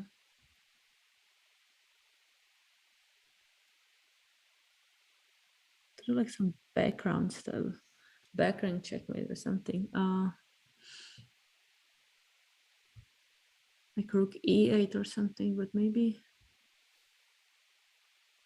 But white also needs to be careful, I think. Rook c1. you may try to do the same thing. Then queen f4 and g3, queen f3. Yeah, exactly. Sneaky. But okay, yeah, Yeah. let's check Lenderman. So by the way, board two, Sorokin and Gareev agreed to a draw. So okay, I was kind of wrong on this one. I thought Gareev is gonna press this for many moves, but I guess he felt like there's not much chance. And after rook c8 offered a draw. So these two players move to 6 out of 7. Jumping to board one, yeah, this one got very exciting. Let's see. So we did get knight d4. This was the move we were expecting. Hans played rook fd8 after some thought, giving the pawn back but playing bishop f8 and just trying to defend. And now huge exchange sacrifice. Rook takes c5, bishop takes c5, and knight g4. And this looks extremely scary, just first glance. Like, where do you go with that queen? Okay, we have an answer. Queen g6. The queen g6. And I imagine Lenderman has calculated this all out. I mean, yeah, he spent 22 minutes on rook takes c5. So he clearly has something in mind here. Of course, the knight on f5 cannot be taken because knight h6 check wins the queen. So in queen g6, it is white to move. I mean, rook takes b7 seems like slow, but just idea to put more pressure on f7 and think about some rook. Knight h6. Yeah. I mean, I'm also wondering what is black's move? If white plays knight gh6 check, king h8, queen e5 looks really bad. Both bishops hanging. So king f8 seems to be forced. And then you can still play queen e8, queen e5. Queen e5 Right. also looks, yeah, just like Threatening crushing. c5 and threatening checkmate on h8. So knight h, okay, knight g8, 6. Yeah. So, okay, king f8, queen e5, there is maybe bishop d4 possible. Oh, very, very, I thought taking on h6, but actually bishop d4 you can't take because queen takes b1 is hanging with check. Oh, so bishop d4 seems to be very strong, holding on to everything. Bishop d4, I think deals with this threat, yeah. But there's still rook takes b7 in the position. There's also like maybe rook c1 somewhere possible. Oh.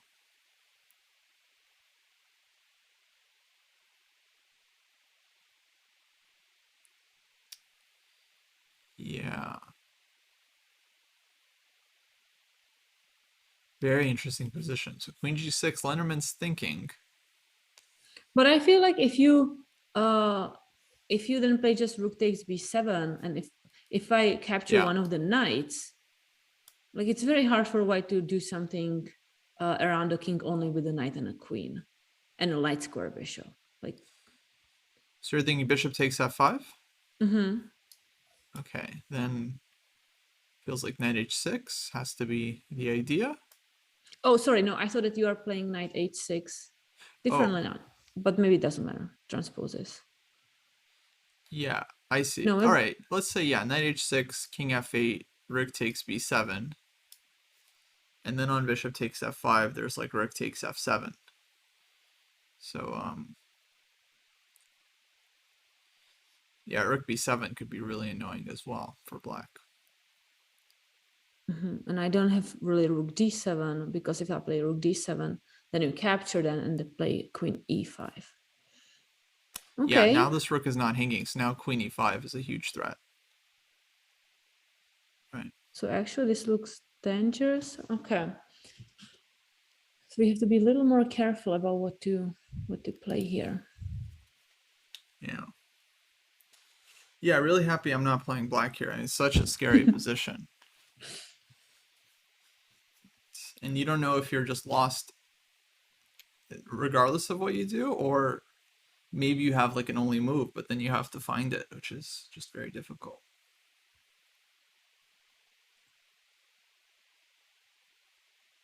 Okay, so we established that after knight g8-6, we have to play king f8. So this is very reasonable position. I mean, very possible position that's going to happen. So Very rook takes forcing. b7. Yeah, looks like he just took on b7 immediately.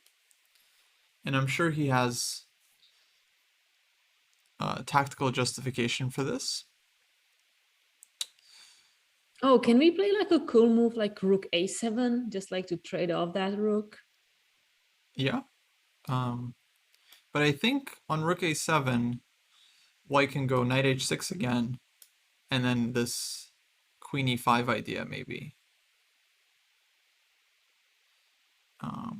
Although maybe you can just take on a7 first, just not to be fancy. Bishop a7 and then queen e5.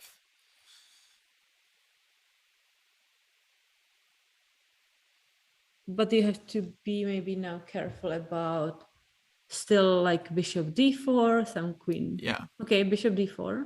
Still bishop d4. Uh-huh. Let's say knight takes. And, oh, so queen h6, there's queen h8 check, and knight c6. Which looks winning.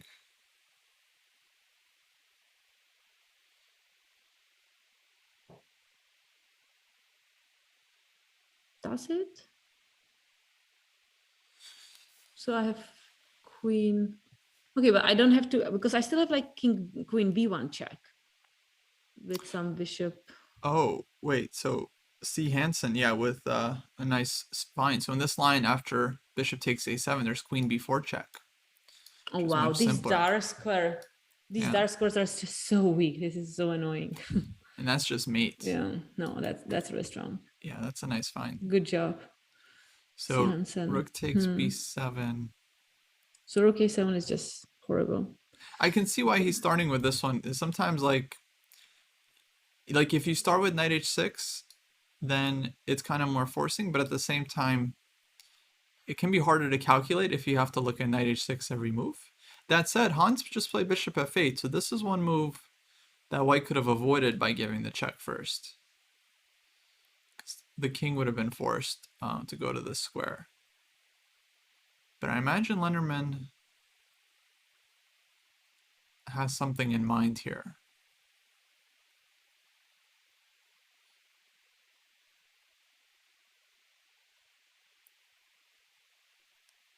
Like white has to be a little careful about the back rank, not to like, I thought about some lines like knight h6, bishop h5, just to like force the queen to get off the g7, so queen e5 would be more dangerous to do something on the diagonal. Yeah. But we have to be careful about back rank too. Very scary. I'm now thinking if he did give this check first, king f8, in this line he kind of allows black. Well, I don't know. I'm not sure what the difference is. If he takes on b7, black still can't take on f5 because there's rook takes f7. So kind of a curious moment why he didn't start with the check. And is there bishop d5 right now? Like I'm threatening checkmate and the rook is under fire. Oh, you mean after knight h6 check? Yeah. So knight h6, that variation. Yeah, bishop d5. Well, queen e5 again seems to be. Oh, I'm sorry. There's mate. There's mate. Right. Oh, okay. Yeah, so this wouldn't be a thing with the knight on g4. Maybe that's what he was worried about. That's a good point. That may very well be the problem.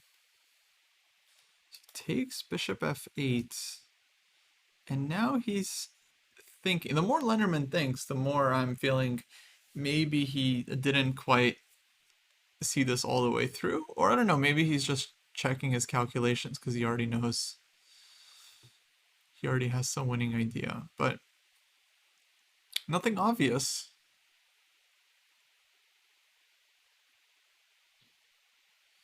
So if I will play knight fh6, what's gonna Yeah, happen? I assume black takes it. Okay, so I take as well. Knight takes, and then let's say king g7.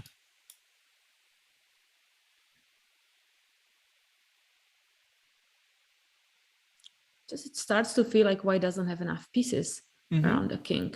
Yeah, once one knight gets traded off, it feels very, very loose. I So agree. Open tournaments are like super wild when, also after such a huge break, when people are just hungry of like playing. yeah, I mean it's actually exactly this tournament where you have this idea of, needing to play for a win every game in American Opens, because here, of course, like the first place qualifies to the US Championship. It's such a bigger prize than second, third, fourth, etc.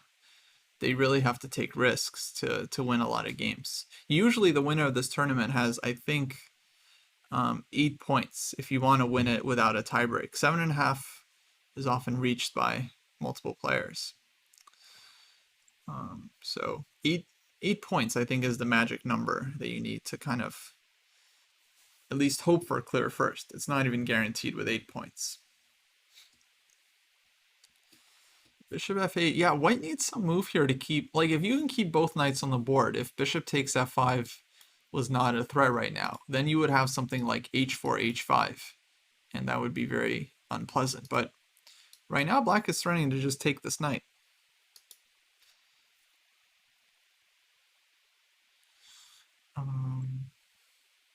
What about knight h4? Is this a move? Feels like black's queen is really short on squares.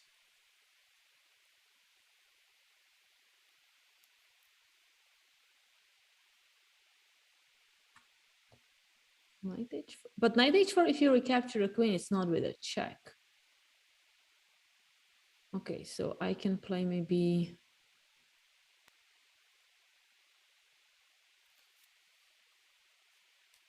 I thought yeah, no, never mind.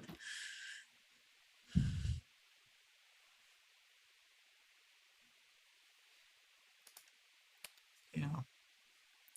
No, knight h4 looks reasonable. It feels like queen c2 is kind of like only move, but it threatens mate with rook d1, so it's like you have knight f6 check, but it's not game over. King h8.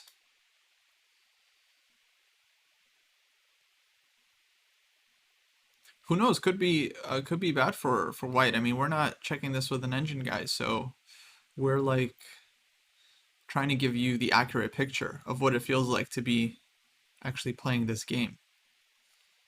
It feels like retreating a knight is like admitting I have nothing there. Right.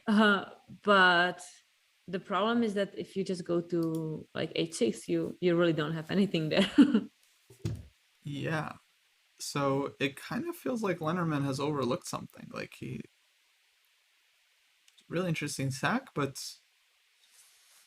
he's not showing us how he's winning right now. I mean, maybe he missed the idea of the bishop d5 move that we missed kind of as well at some point. Mm-hmm.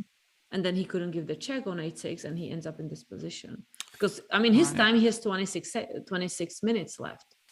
Yeah, it's not a lot. Yeah, very possible he was intending to give the check and then take on b7. And then there's no bishop f8. There's no nice consolidating move when we have queen e5. But bishop d5 seems to kill everything.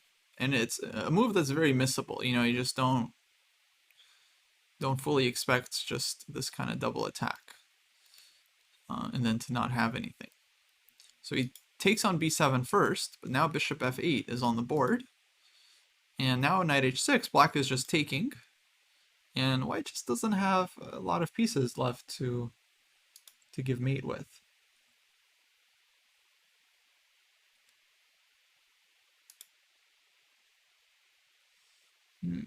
So Okay, what if we move very on to exciting. another game? We are expecting probably, I mean, your knight h4. I mean, it's possible also to just retreat the knight to e3 to not allow any queen c2.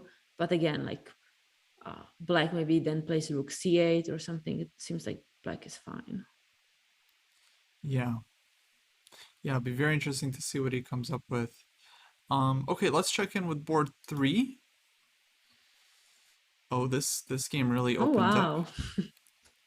So actually a lot of what we considered. So queen e5, queen d8, rook e1, queen d6, and white just drops back queen e2. Black played knight g4 to defend the h5 pawn, and now very thematic breakthrough d5. So cd5, knight takes d5, he sacrifices the piece, takes, bishop takes, rook takes. Now the rook cannot be taken because queen takes c7 is mate. Black instead goes queen to c7. And here John Burke has been thinking for actually up over 15 minutes now.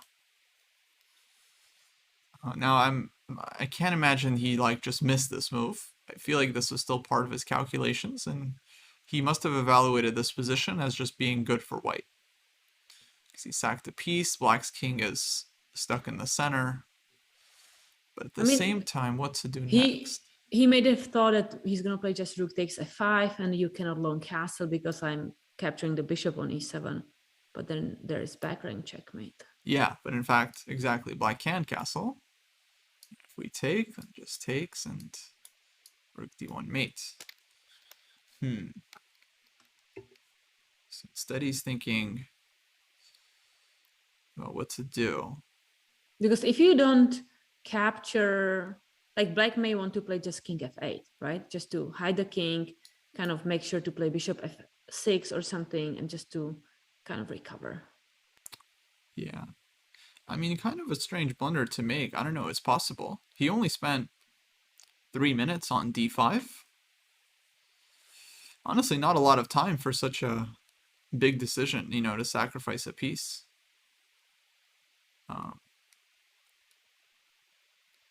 And the fact that he's spending 15 minutes now makes me think that he must have missed something. Maybe rook f5 castles.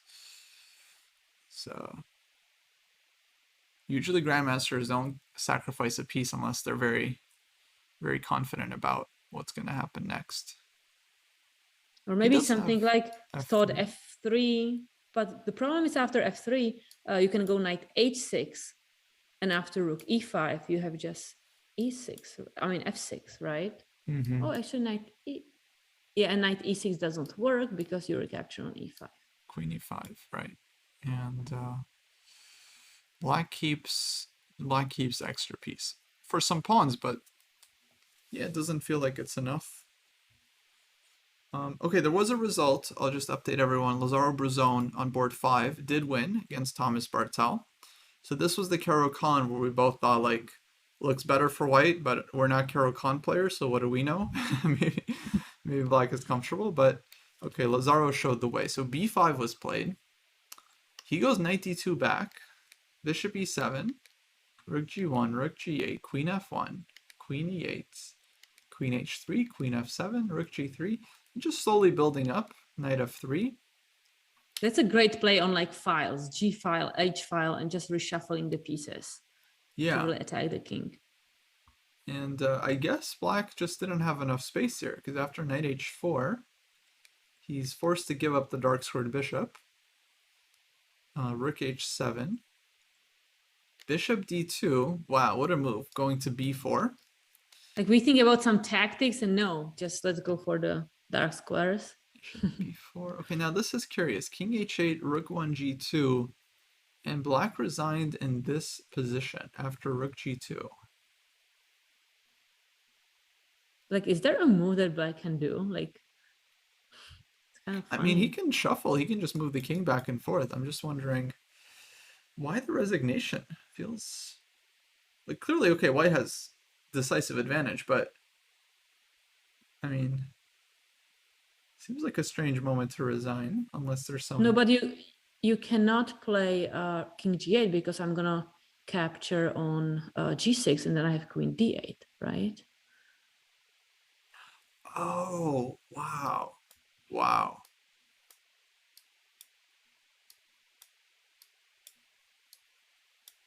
Huh. So yeah, that wins. We take the knight, two bishops, totally winning. I mean, is black really in Zugzwang after rook g2? I mean, that's amazing. It's crazy. Yeah, I mean, okay, let's say play knight. No, knight f8, right, we just take on f8. Rook takes. And then a6 is not good because you have no next move. So white does, like, I don't know, rook g1, right? And it's just like Bishop d6 or something, just bishop improve. d6. Yeah. If you play h5, you give up the g5 square, and then white can like triple up on the g file. Amazing. I just want to see what the engine suggests for black, because I'm just so curious. Okay, it says h5. Let's say white plays h3, queen f7. I mean, it's not like over. It's clearly like a losing position, but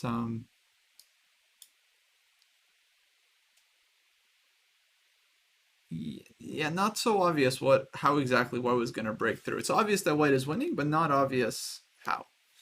So I don't know, maybe a little bit premature. Maybe he's just disgusted with his position, and of course Brazone is going to break through somehow. But maybe you can, Kostya, just instead of playing h3, you can go like idea bishop d6, bishop c7, bishop d8, bishop f6, like stuff like that. Just Yeah, looks pretty good. But you would, like, if your student resigned here, you would probably say something, right? Like, you should yeah. play on a few moves, you know? No, absolutely. Like we talked about it, I think, during our first stream, like how just resigning prematurely, how it's just problematic, and how each one of us should have like some rules when you're going to resign and when you're going to keep on playing. So you're not going to be like playing totally lost position if it's exhausting for you and annoying for you, Right. but also that you're not going to lose prematurely, because if you don't know exactly how you're going to lose, then like, okay, just let's learn something and let's see if opponent actually knows how to win this. Yeah, we both have the Magnus rule where we only Surprisingly, resign. I had no idea someone else has the same rule. I think it's a very natural rule. It's just if you could switch colors and beat Magnus like 10 times out of 10, then it's probably time to resign. And if not, then it means you must have some chance in the position. Yeah. Okay, so Brazone wins. He moves to 6 out of 7. Let's just see if there's any updates in the Lenderman game. He went knight f(h6) check. Interestingly, Hans didn't take. He just goes king h8. So no trade. I mean, keeping the bishop so you can always go bishop g7 also makes sense. Yeah. I felt like the simplification, I mean, looks good, but I kind of understand not capturing, because why to deal with some dark square problems when you just can keep the bishops? And knights generally, if they're like connected knights, they're defending each other, they're like less powerful because they're like taking each other's job. So they're like not maybe 6 points, but like 4 or 5 or something like that, because they're just like doubling on their job. So But I that mean, all kind of makes sense. no, but it's confusing because now, I mean, f7 is hanging. James Wynn in the chat is telling us Hans is losing. So this sounds like, okay, maybe some computer evaluation is going on here. But Oh, because after bishop captures, maybe there's knight e5, intermediate move. yeah, takes, he can go knight e5. But I mean, I just don't understand, like, why allow this for black? Like, he could have taken on h6, knight takes, and then gone king g7. And it's like,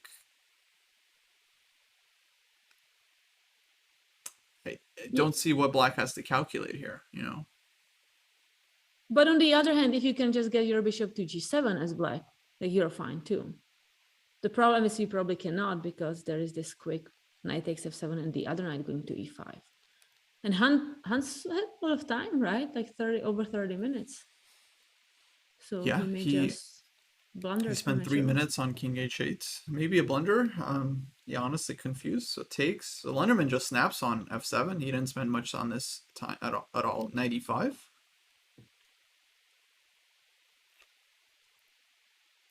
Wow.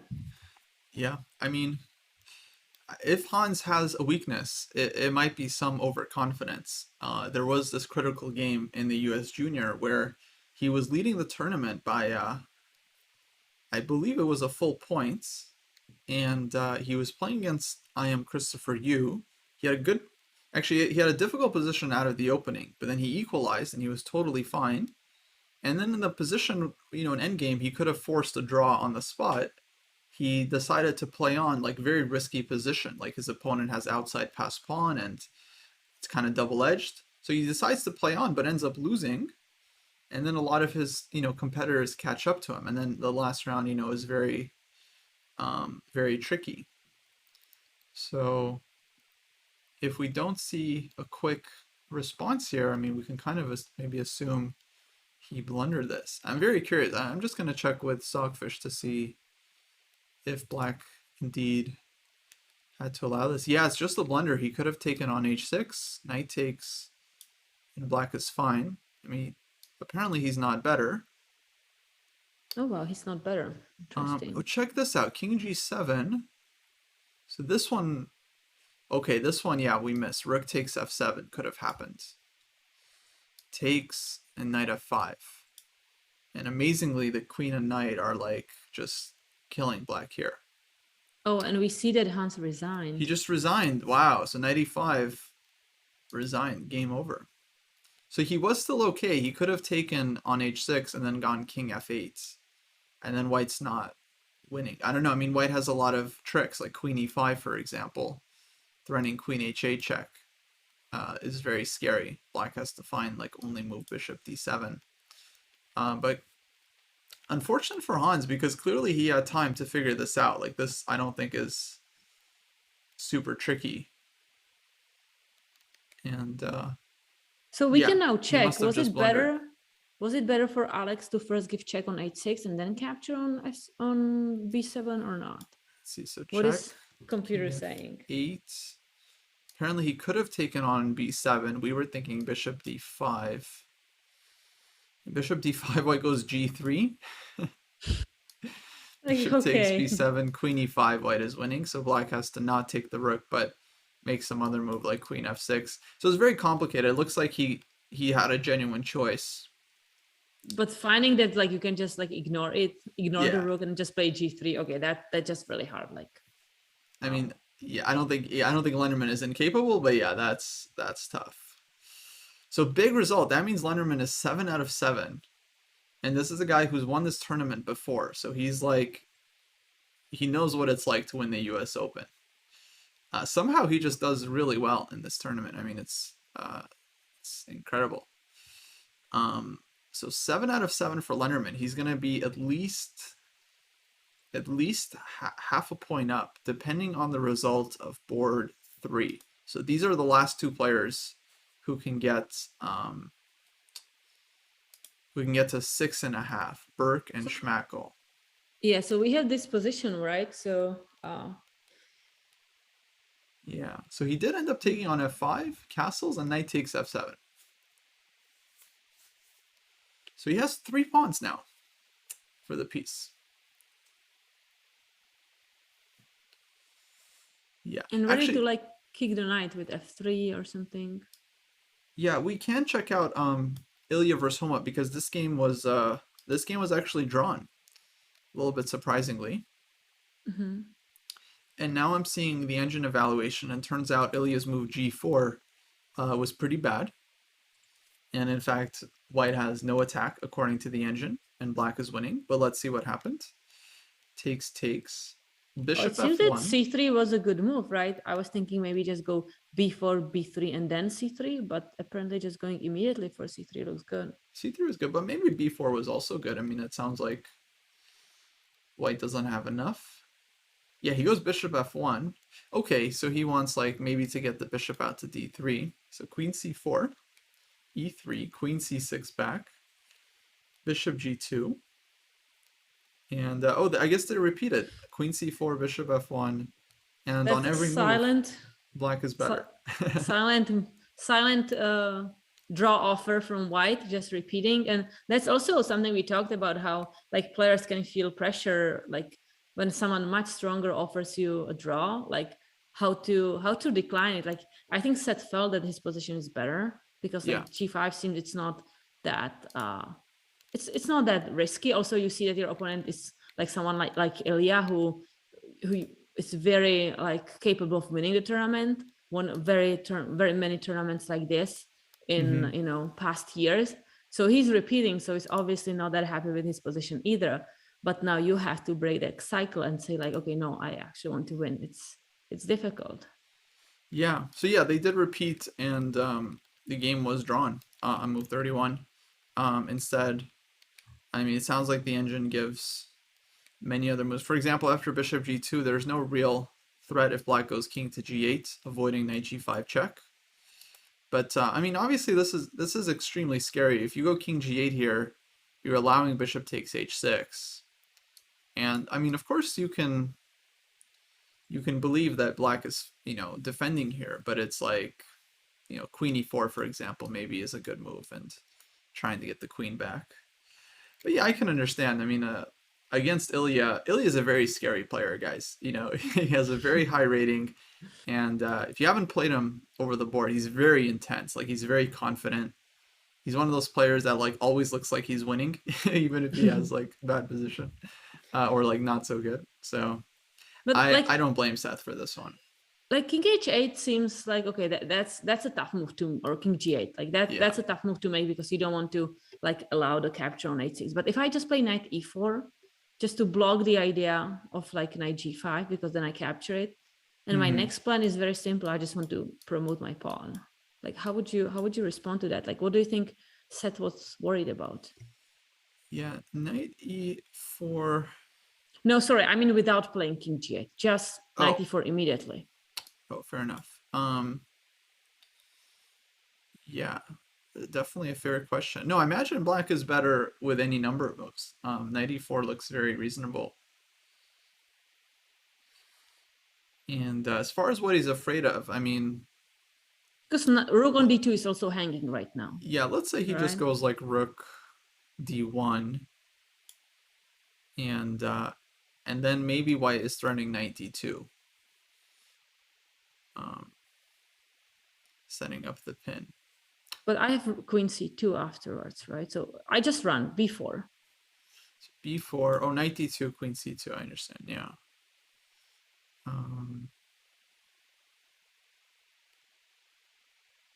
I guess knight d4 is also a move.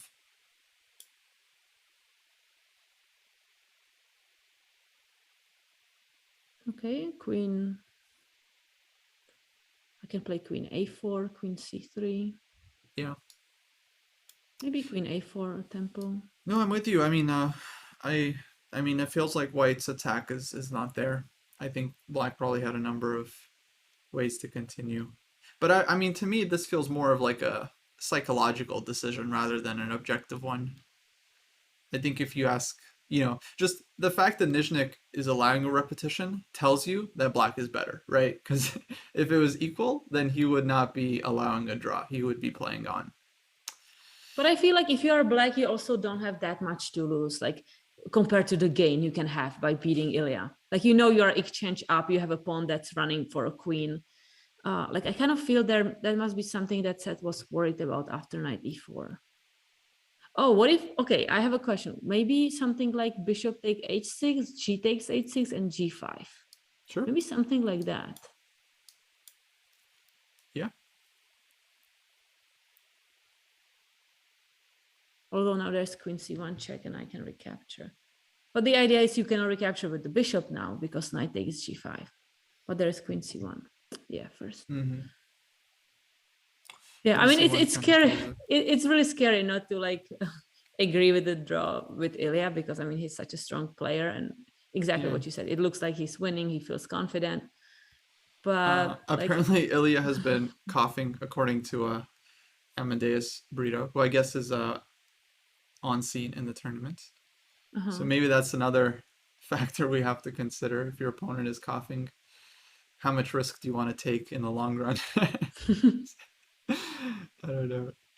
But well, okay. I mean, definitely good result for Seth overall. Um, yeah, winning this game would have been a big result. But now he's on 6 out of 7 because he had 5.5 going into this game. Uh, Well, let's look at a Wonders game against O'Brien, sure. Matthew O'Brien. That looks so Yeah. I also want so to mention dynamic. Nicky Rosenthal did win his game against Fishbein after uh, after getting that big like 2 pawn advantage. He was able to force a queen trade, and this endgame with 2 extra pawns, he just trades everything, goes for the rook endgame, and his technique was certainly good enough. In fact, looks like he even ended the game with more time than he started with. I mean, amazing. Of course, he had the extra 30 minutes, but still, you start with an hour 40 and he has an hour 47. I mean, remarkable. Honestly, very, very cool. So he's on 6 out of 7 as well. Let's go to a Wonders game. And based on computer, yeah, Bishop C5, that was just a blunder. Yeah. Wow, Wonders game is absolutely crazy. Let's go back. Yeah, I remember we saw this one at the beginning of the show. So knight g4 was played, bishop h3, knight c4. Yeah, this was the idea we were thinking about. Queen g3, and queen b4, b3, ed4, knight e2, f5. Very sharp play. Knight d2 check, d3. Wow, feels like okay. A lot of tactics here. c3 played. Black takes on b3, king b2. I I mean, you guess if cannot recapture, right? That's kind of interesting, because if you recapture on b3, yeah, queen goes to a3 check, king b1, queen captures on b3, king a1, and just rook d5 and checkmate. oh, rook d5. I was thinking even just like d2, just simple. Rook d5 probably even better. Yeah, that looks like checkmate. That's So a checkmate. I was playing a few like blitz games yesterday, and I gave like 3 checkmates in a row with like 2 rooks or a queen like this. just, yeah, just classic idea. So king b2, queen e7 played, knight f4, knight c5, and this is the live position. So seeing the last couple moves, yeah, I mean, if you're able to just take on b3 and get away with it, must be good for black. Who, okay, currently, like, I mean, still a lot of tactics. I guess knight takes g6. The idea is queen e2 check. And black gets out of the fork. Yeah, I think it's a matter of king safety. White's king is just super weak here. Now he also has knight a4 in the position. Okay, we see f3 being played. But yeah, I think this is going to be game over very soon. In fact, right now, knight a4 check, followed by queen a3, looks extremely dangerous.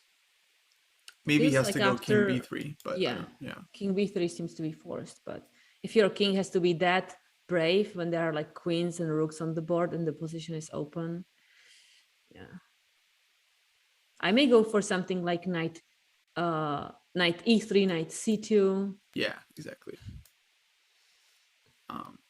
I mean, there Queen is. a3 and b5 checkmate. I mean, white does have one hope in the position. If we move the knight, there is f takes g6 check, and then the king, if it moves, goes into this discovered attack. Now maybe black can allow this and just play like rook d7 and just sack the exchange, but at least there's definitely something for a wonder to calculate here. It's not super straightforward. I mean, there's really no reason for black to allow that. So Yeah. after like king b3, maybe we have queen c5, threatening some, Mm-hmm. queen b5, queen b2, checkmate. That looks a lot cleaner. Running this one, if they take the knight, then queen c4 check. Queen takes c3, and b5 is, okay, typical mate. So, yeah, that looks much better. Just queen c5, and feels like white is getting mated. Okay, knight a4 played, so he calculated everything.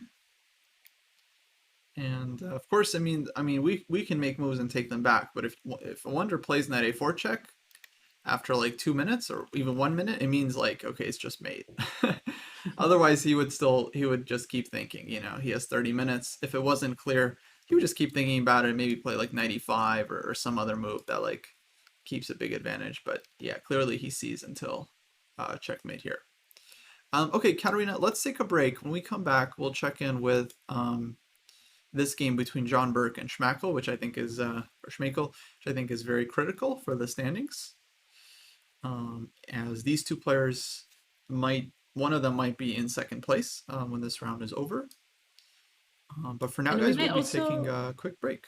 I think we will go to the Grandmaster Mackenzie Molnars against Vishnu Vanapale, because interesting kind of way to probably go for some good kind of counterplay in that rook end game for black.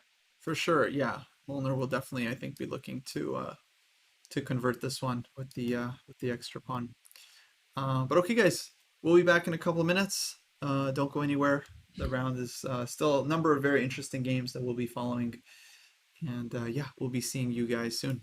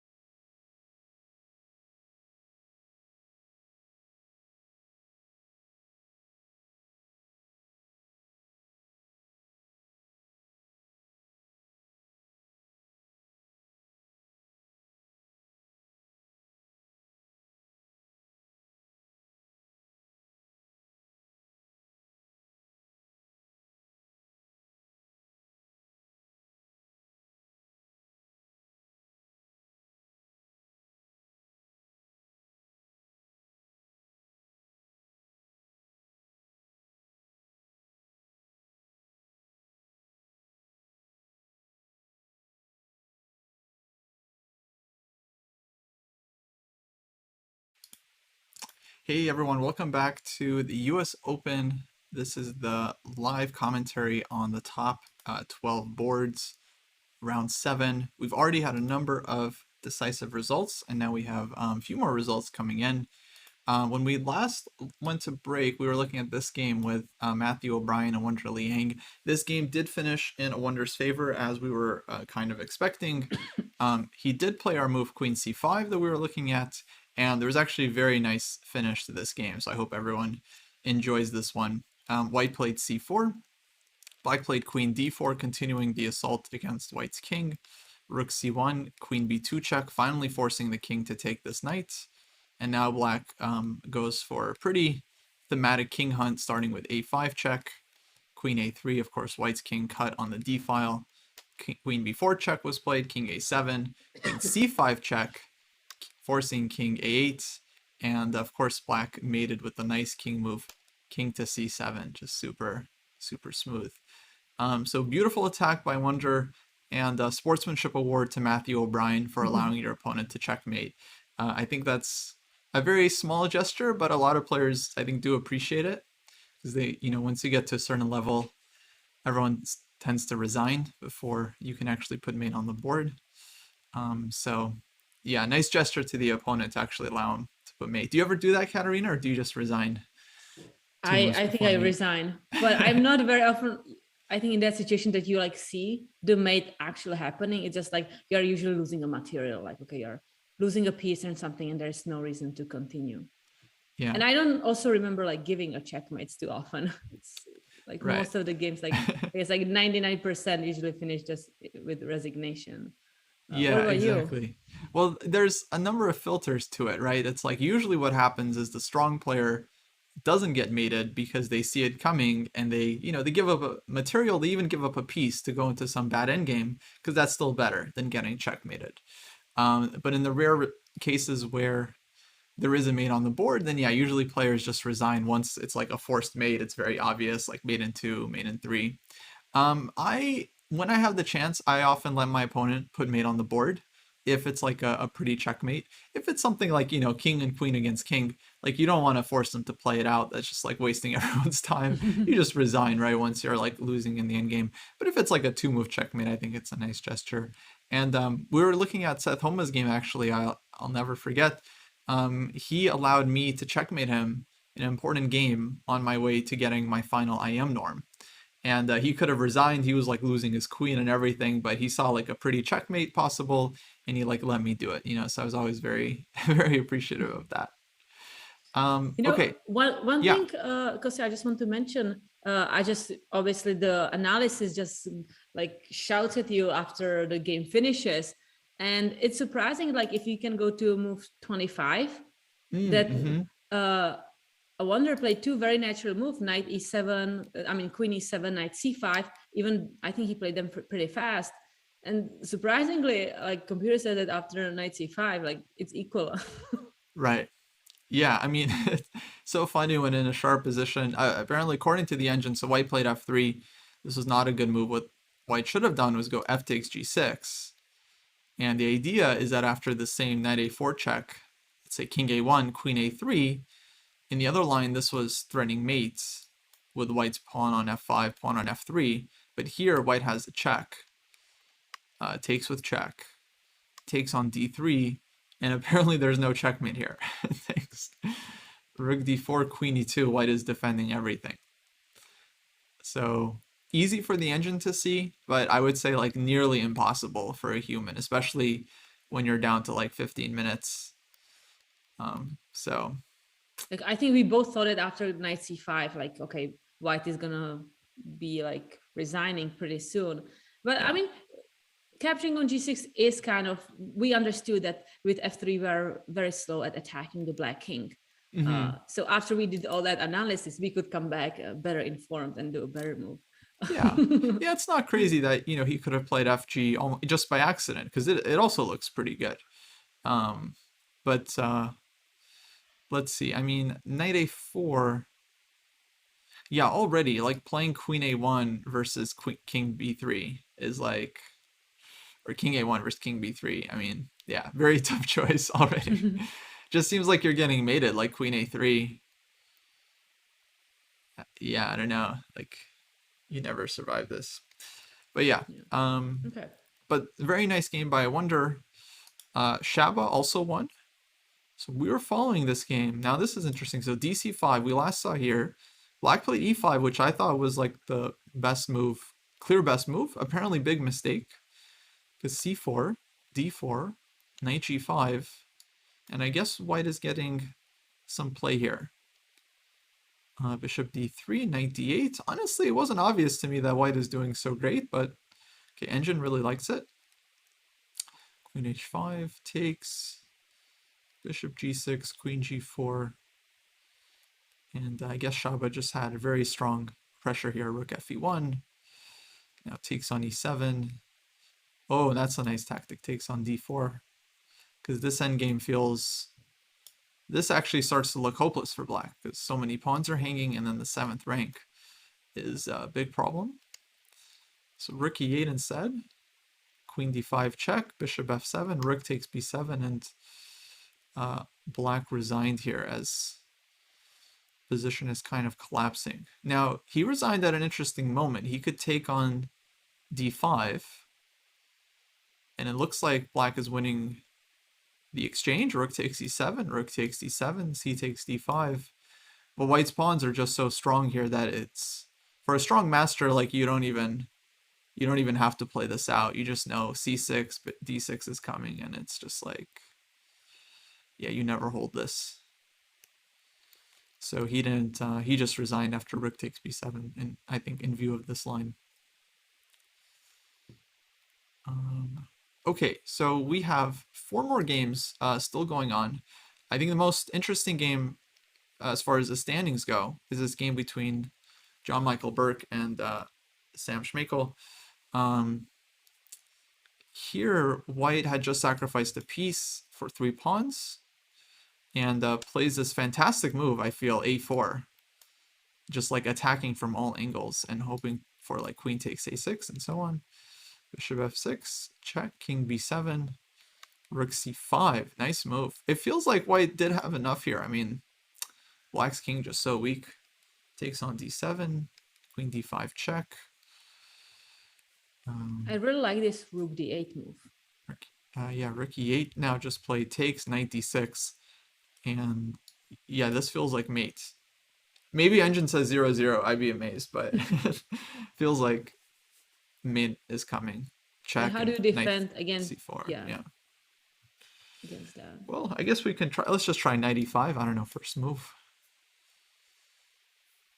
Oh, I have also knight c8. C8, yeah, it's just forced resignation. You have to give the queen. So knight d6 looks completely over. I mean, I think it's a good illustration of, I mean, I don't know if it was, it definitely not Kasparov's rule, but he liked to cut the board, you know, in 2 halves and see like, okay, who has more pieces on the side where the king is getting attacked. And it's like 3 versus 1. Black doesn't even have pawns. I think I've also heard this referred to as a force count, like when you have more forces in a position on one side of the board, it's a big deal. So I'm actually looking knight c8. I thought it's forcing the queen, but there is still king b8, right? And you maybe just... well, good point, yeah.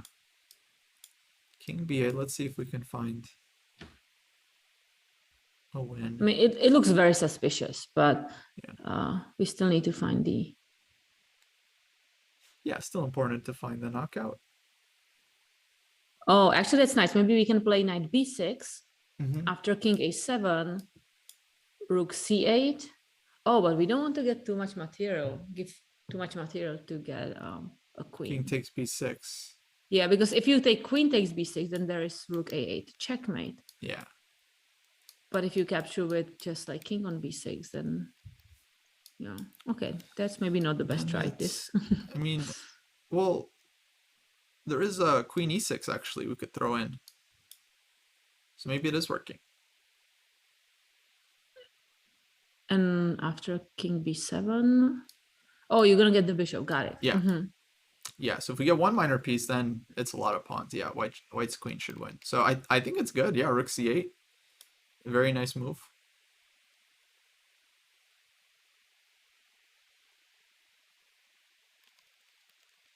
So that was 95. Yeah, knight c8 check. Maybe there's something else as well, but yeah, that was looking pretty convincing. Oh wait, what about rook a8 and then knight c8, just reversing the move order? Yeah, that Nice looks little, that nice little looks puzzle. simpler. Yeah. Okay, so We many don't need threats. all Rook that a8, knight fancy stuff. c8. Yeah. Yeah, it's gotta be over. And he's down to 2 minutes, 7 moves before the time control. Like this is a position, like this is where you want at least like 15, 20 minutes. Because if you have something here, at least you have a chance of finding it. But in time trouble, even if black had some miracle defense, it's like 1 in 20 chance. I think you find it. Like it's really, and it's 1-0. Yeah, he just resigned. So well played game by John Burke. He moves to 6.5 points out of 7. And I think he's going to be the only one. So he is very likely playing against Lenderman next round. So that should be super interesting game. Okay, we have a few more games going on. Let's look at board 6. This is Aaron Jacobson against Benjamin Gladura. And We this left was the that in the Grunfeld. opening, right? We didn't get back to it, I think, after the opening. Yeah. So we last saw here after a5. Okay, so white took on b6 and plays e5. My experience with these kinds of positions playing against the Grunfeld, like many times, is when you play e5, it better be good, because otherwise it's pretty bad. It's like, because you just give up the diagonal, you give up the d5 square. Now, he does it, I think, at the right moment. Like, usually you want to do it against the knight on d7, because then the knight has a very hard time getting to d5. And if black takes on d4, you just take with the pawn. So it's tricky. But what this move also does is it really commits white to the kingside attack. So bishop d5, he goes knight g5, h4. I mean, it's very logical what he's doing, but it's, again, just strategically risky. And yeah, I've had some bad games where, I did almost exactly this and there was no mate and you've given up the queen side, right? So it's The problem is anytime the very black tough. knight gets to f8, Yeah. it's just defending everything. And bishop on g7 is defending the other squares. Yeah, and the knight is there right now. And it's just like, okay, you can break in. Yeah. I mean, I feel like it's winnable if you can get like your rook to h3. You get some tactics, but the problem is black is just ready, like with the counterplay. Rook takes b1, bishop rook a1, and you need your rook on the back rank. So this forces white to kind of play a little bit slower. That said, I think his position is still okay. And here he goes for it. So knight e4, knight f6 check. Yeah, he's either winning or he's worse. Queen e5. C takes d4, takes on f6. My feeling is he might have missed this queen e5 because he spent 5 minutes here. And when you're down to 12 minutes, spending 5 minutes is a lot. So I feel like he thought he just has a great attack on the dark squares. Like, I don't blame him, but queen e5 feels like, well, black takes white's most important pawn. Still, you have the dark squared bishop in the position. So it feels like white has some serious compensation here. Knight e4, bishop e7, rook a8, bishop d3. Okay, f5, and this is the live game. f5, by the way, very surprising move for me, but it could be really strong. I mean, probably is. Also, like, what else you want to do? Because otherwise, white is going to accomplish bishop f6, right? That's true, actually. Yeah, it might just be a force move because bishop d3, knight c3, bishop f6, and then queen h4. Or if black plays queen h7, it's like, okay, you really don't want your queen there. So f5. And still, there is like issues even after queen h7, like maybe rook takes b6 and going for back rank stuff. Yeah, maybe white is fine. I mean, minimum right now, it looks like he can play f3 and just take on b6.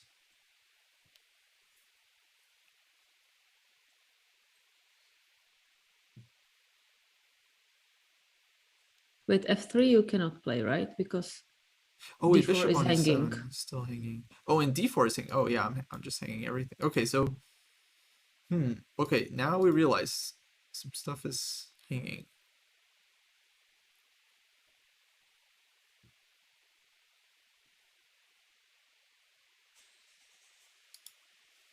I probably want to play bishop d6. But knight takes d6. No, actually, knight takes d6, queen takes d6, and queen takes d4. This seems great for white. Your bishop is much more active than the Yeah, white bishop. I was for sure. hoping for like some queen takes d4, and then I'm gonna capture the knight with my bishop. But this one looks great. Yeah. So he ends up going bishop g5. Okay, so here he's going to be hitting the g6 pawn. But yeah, what if black just plays queen takes d4 immediately? Not that he blundered this, I just don't think. I think actually it might just be bad for white. Like we might have just walked in at a concretely bad moment because it's hard to find the move that defends everything. And queen takes d4. No, this looks bad Pawns. for white. Yeah. Now I feel like there are always chances, especially with like opposite color bishops. Like let's say for example after queen d4, white just goes bishop takes e4. And like I mean you don't really want the endgame as black because then white trades, takes on b6, and seems like that would be very hard to win. But if you take with the bishop and then white goes rook take, or sorry, rook c1,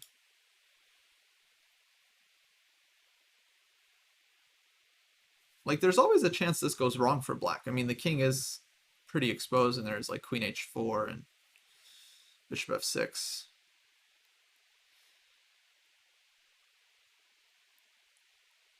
But anytime you play like queen h4, I always have rook a1, right? True, yeah. And after trades of rooks, I have king f7. But yeah, I mean, the dark square bishop, definitely, if there are too many trades and the queen can somehow then get to give a check. Yeah, and actually, we see that Benjamin is taking time, thinking, not capturing immediately. Yeah. Now I played Gladura twice, both with black. My impression of him is that he's a extremely good technical player. I don't know if you remember, but he beat Anand in Gibraltar once in like a very Wow. surprising fashion. It was like an endgame that just looks, completely equal, and he outplayed him. Or I guess maybe outcalculated him somewhere. There was like a concrete moment. But yeah, in both of my games, he's just been like torturing me positionally. So I played with him only a few rapid games when he was visiting Spice, thinking about going to Webster and just coming for summer there. Yeah, no, he always crushed me positionally too, but it was rapid. But it was just like slightly worse, and nothing. That position yeah. completely lost. So you got to then interact with him a little bit, I guess. Yeah. Mm-hmm. Oh, cool. And I guess I was wondering, maybe I'll just look it up a lot because I know a lot of these players they end up switching to U.S. Federation. But, I think yeah, officially he's still a member of Hungary. I mean, now when you see like Aronian switching federation and a lot of players, it's yeah, like you want to think whether you want to switch the federation too, because it may be you may have less opportunities to play at the Olympiad and many like team events because just the US Federation is very crowded by strong players. For sure. Yeah, now to get on the U.S. Olympiad team, I mean, you have to be 2700. It's like, yeah, very, very competitive. Okay, so let's see. Looks like we are going down this line. Knight takes g5. Oh, wait, sorry. Knight takes g5 play. Different. Queen takes g5. Yeah, I was thinking about this variation because here you can, like, you don't ever have to worry about the dark squares. And we talked about him being a very good, like, positional strategic player. So you're pawn up, you have better bishop, you are going to have target on d4. Uh, so you have all these opportunities. Oh, wow. Wow. Even So capturing the pawn immediately. yeah, he allowed queen takes g6 and he goes king f8. So the thing is, like, okay, white gets some checks here, but black can trade queen, cannot, because then white always takes on b6 at the end. I mean, I'm assuming he's, playing for the win, right? So queen h6, that means his plan is to run with the king. And he's Um, running. so like king e7, it feels very surprising because I don't know. I mean, it's not like black's king is totally safe. It's nice that his rook is defended though. But let's say queen h7, like where is he going? After king d6, rook c1. So Yeah, I mean, careful I about. feel like you often get mated here. Rook c1. I mean, queen e5 is a move. I think that's. I guess queen e5 or queen h2. Excuse me, queen h2 f4. I guess black is holding there, but yeah, rook c1 looks super scary. And then you have to make sure you're not losing somehow. I don't know. It's bishop c6. Bishop c6, but it's kind of surprising he would want this. I don't know. I mean, black is hoping to just play rook a1, trade the rooks, and have passed pawn, right? Yeah, that actually seems like a big resource. Bishop c6, bishop e2. I was just thinking bishop e2, Sunny, yeah. But yeah, rook a1 kind of solves black's problem there. And then, okay, he could be very clear pawn up here, maybe more. Okay, We see cool. Aaron Jacobson having 1 minute, Yeah. last minute of the game. That's always scary to play. 3 more only moves to on make. increment. Mm-hmm. Oh, so do they get extra time after 40 moves? Yeah, they get 30 minutes. Oh, okay. So he's not too far off, but he's gonna have to. Actually, I think this is not that hard for white. You definitely go queen h6 check, and then you try to look for your checks.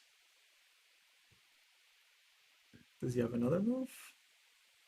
I guess he has bishop takes f5 actually, maybe is a move.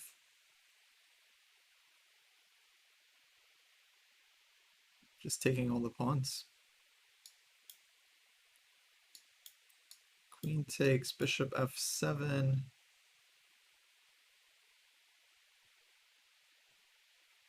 Oh, is it possible the bishop on c6? Oh, yeah, let's look at that real quick. So, check.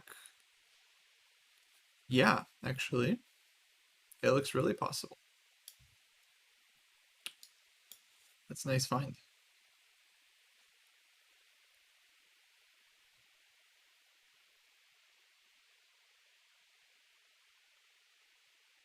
Though, I feel like we still have to be precise. Like there's rook a1. If we take queen a1, queen e5 check. Yeah, but white can throw in queen h2. And looks to be safe. Looks like we have a lot of checks.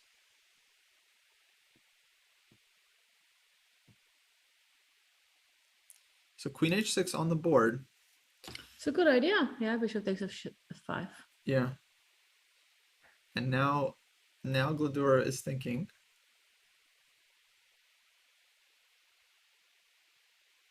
Maybe he's gonna regret knight takes g5. Yeah.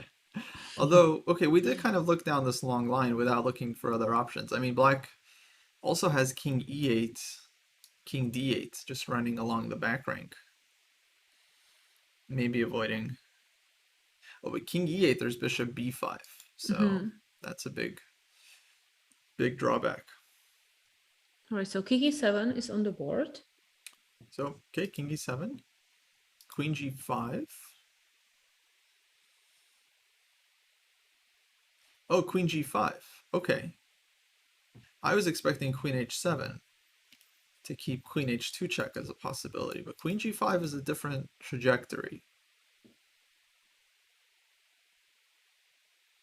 So what does he want on king d6? It's queen g3, there's f4. That looks not so good.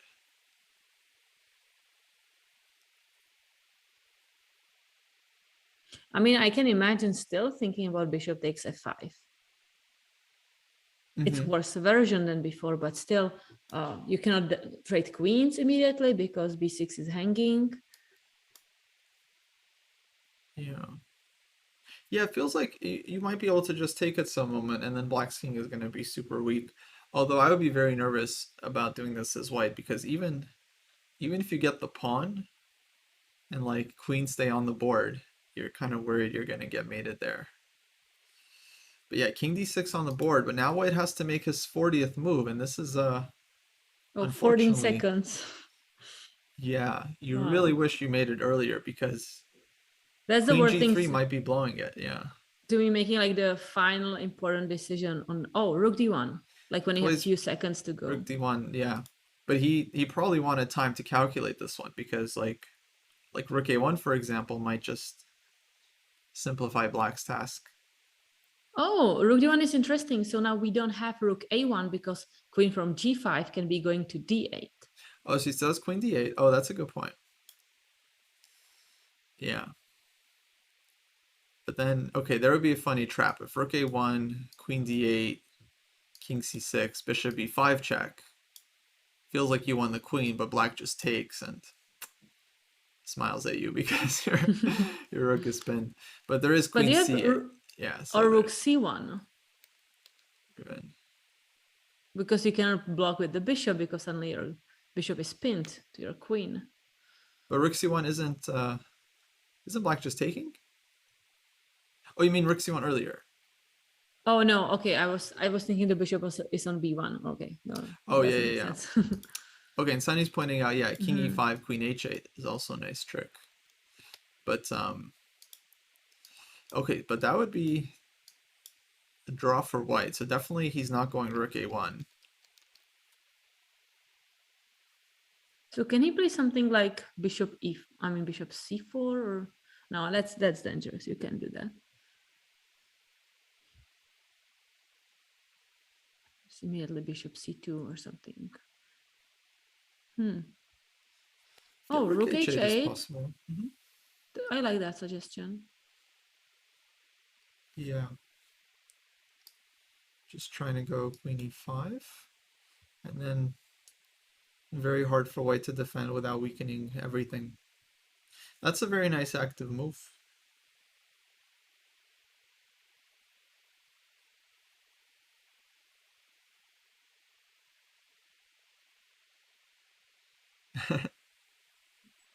Hey, Tom.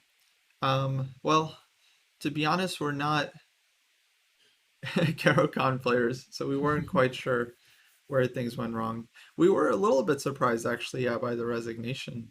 Um, I mean, obviously the position looked extremely uh, just like passive and yeah, just kind of over.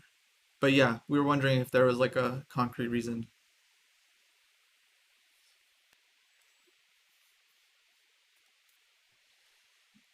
Okay, Rook HA, yeah, that looks good. Oh man.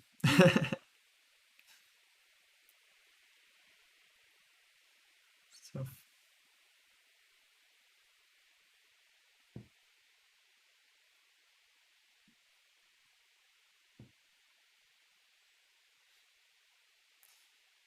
okay, Queen G4 played. So Glodora goes for the endgame. I didn't even see this move was possible, actually. It's a nice forcing move. Oh, yeah, I cannot play queen d2 because there's checkmate on g2. Rook is hanging, queen is hanging. a very technical decision, right? We were just talking about how he's like this really technical player because you kind of weaken your structure a little bit, but you get the queens off. The b pawn is super strong. Black's king is better. Black's bishop is better. I mean, now that I see it, it makes a lot of sense. Though not super easy to win this, I feel.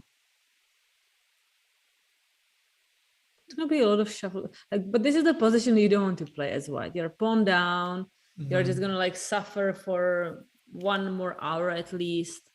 Probably like blundering in drawish position. I mean, that's the worst scenario, but it's just so hard to play against like a strong GM. You know Yeah. you're pawn down. They're never gonna like go for a draw. They're gonna just squeeze.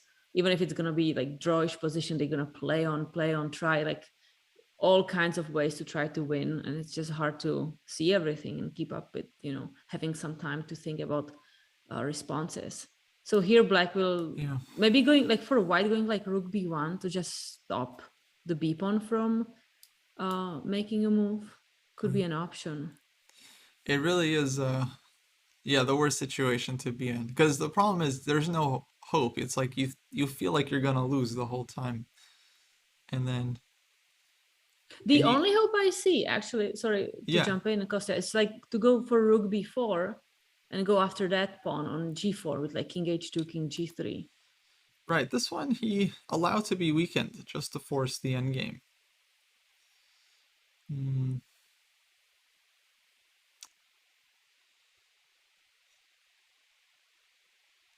that's a nice idea. Maybe well, okay, you have to defend the pawn, right? So king c6, rook b4.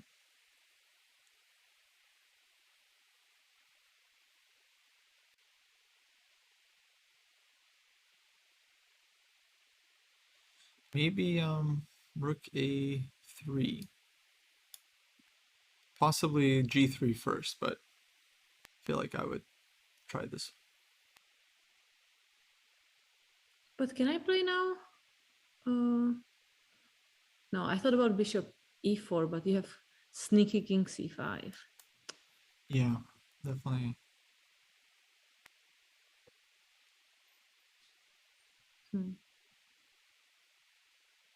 So after I play bishop e2,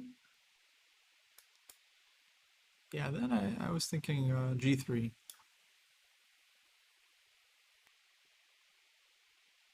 Which, I mean, maybe nice for the defender to trade a pawn off, but at least black is, yeah, keeping the extra pawn. but now you have a hope with your g pawn at least to create something. Right. Yeah, so I definitely don't think this is the worst thing for white. Like, so at least you have something, like some counterplay, some possibilities. Let's check in with the other live game, which actually was also pretty technical. Maybe before we go there, board 9 was decisive. This was won by I Am Victor Matvishin. We were looking at this game. We really like black's move d5. And then let's just see how this one played out. So white did take on f6. Knight d6, forcing a trade of knights. Wow, white takes on e5 in between move. Knight e7. And looks like white got the rook for 2 pieces and a couple of pawns. So very interesting endgame. I But feel like we were looking at first capturing on d5, right. right? Not to really allow for any, yeah, okay. Yeah. So interesting piece imbalance where, yeah, it feels like black's pieces were just more active. Rook f4 takes on a4 and starts pushing the a pawn. a3 anyway takes rook a2. Wow. The idea is he wants to go b2, b1. Simple. So rook a5, b2, rook b5 takes on a3, f4. Now the knight gets in, knight d6, and white decides, well, I guess to try to take all of black's pawns, but yeah, resigns here as Well, black still has the h-pawn, and even if you win the h-pawn, I'm pretty sure he knows how to checkmate with bishop and knight. So yeah, good time to end the game.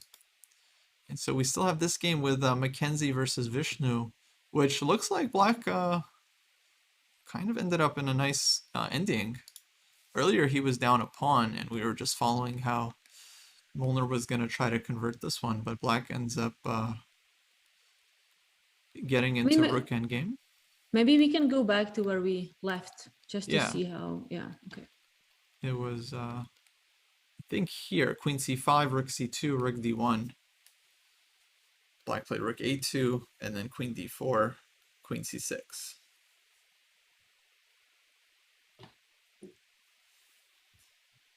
So now like a4 pawn seems, yeah, like black couldn't save it. So queen d3, queen d7. And black goes for the rook endgame, which if the a and c pawns get traded, it is just 3 versus 2. And honestly, not the hardest draw. So my feeling is Vishnu is going to get the draw here. And he's a very, yeah, doing fantastic now. Like had 5 points, drawing a GM. So this guy could be super underrated. Yeah, I see that he is 14 years old, Vishnu. Oh yeah, that's dangerous. That's a dangerous age. Yeah, um, so it's definitely underrated. okay. I mean, this is still losable, of course, but like the way he's played so far, the fact that he got here makes me feel like he's strong enough to hold it. I mean, we're certainly gonna expect like Mike Molnar to just like play on. He's not gonna give a draw here, right? He's gonna try to play like rook b3 and slowly push the pawns.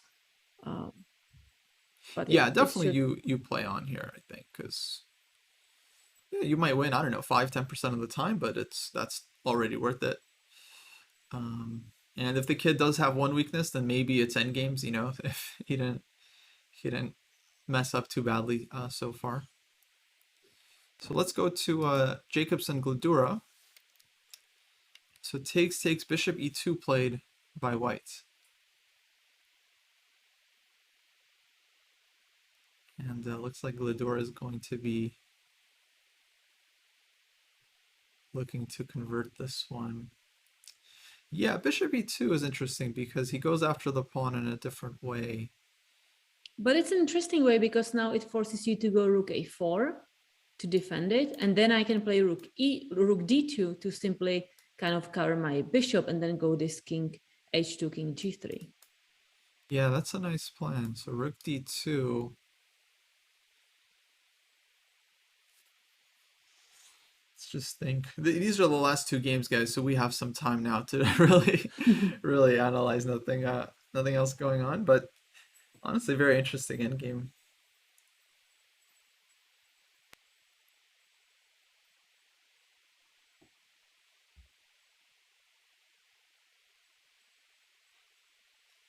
Yeah, so the problem for black is if you try to defend the pawn with your king, then rook b2 comes. Now interesting, he ended up playing g3. So this is on the board. So he spent about 4 minutes here and played g3, fg3. So he decided he doesn't even want to try defending the pawn, because I don't think he's winning this one back. I mean, white can defend it. So maybe he's just going now to play rook a2. And after, if you play something like bishop f3, I'm just going to go king e5, forcing bishop trade and saying like, okay, I'm going to win the rook endgame or something. Let's see, I mean, yeah, clearly he's way more active here. And like white's g-pawns, like, I don't know, I mean, but it's very hard to say, right? I mean, there's rook b1, for example, like, and you have to play rook a6 if you want to defend your pawn. So maybe I don't have to rush with king e5. I can do just like b5. Yeah, that might be better, right? It's like same idea, but actually like, okay, you take when you want, and I'm just running. Yeah. Though even here, I would think like, you take on d5, you go rook b1, and like, how does black get out of? So I just want to give check on c1. So how does black? So I'm just gonna go king c5, Rook c1. king d4. I'll go. Let's say check again.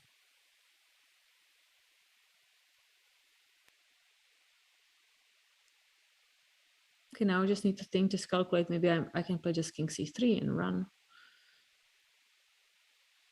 Maybe hard to say. To me, it feels like take b4. Feels like the g pawn is going to be pretty far away, but who knows? Maybe it's like it's in time. I think if we go back, like maybe instead of running with the king, maybe some move like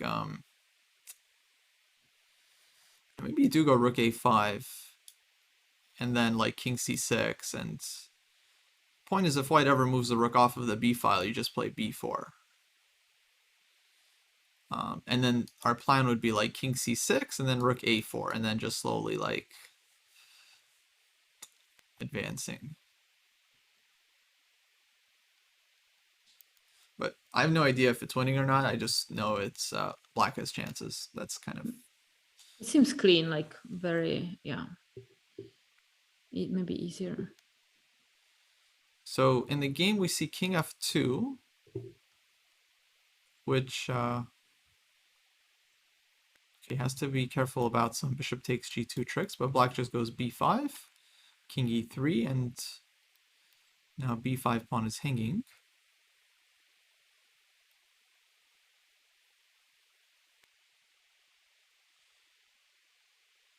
How is Gladura defending the pawn? Rook b2? Why can't we just play b4? Oh, actually, yeah, good point. b4 and just b3. Yeah. Oh, but after b3, maybe there is like bishop f3. Or bishop c4 also, yeah. Bishop Though, c4, I have rook takes g2. right, you just take. So bishop f3, yeah.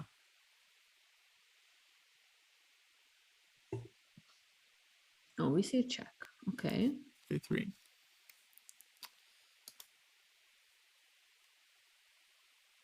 I guess makes sense. King is going back to f2. And then maybe now we'll see b4. Although still he has to... Well, looks like he already allowed bishop f3 once. Maybe he's just okay with it. Or maybe something like rook b3, just like keeping the rook on that file, but it's possible. Yeah.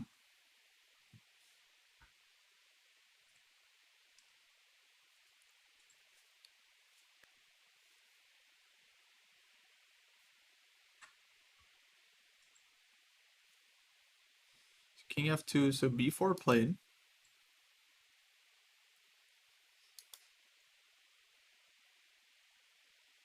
And yeah, what do you think is like the objective evaluation here? I think black is winning. But do you want to be like more specific? Oh, g4. That's specific, yeah. Either black is winning or it's a draw, right? Yeah, winning sounds right. I mean, I just feel like the pawn is, far away. The pieces are really active. The dark square bishop is just better than the light square bishop. Also, my king, like if the g pawn runs, my king is very close with like king e7, king f7, just catching up. so a lot of small advantages. Better king, better bishop, better rook, But the better pass question, pawns. would I win it? No, probably I would make a draw. Yeah, I always mess these up, especially against GMs. Somehow they always find a trick in the end. Although I think for me it's purely psychological. I tend to relax when I think it's over. I think I get nervous that I'm winning, and then I'm like, okay, then let's relax. And then I'm too relaxed. So you need to find that sweet spot because you have to focus until the very end of the game. I mean, you never know, and there could be something more you have to calculate or something you have to be precise on. Those we're still kind of far away from that. I think if I had this, I would just think uh, I'm better, but I would feel like white might have some ways of drawing. Like some rook end games might be okay.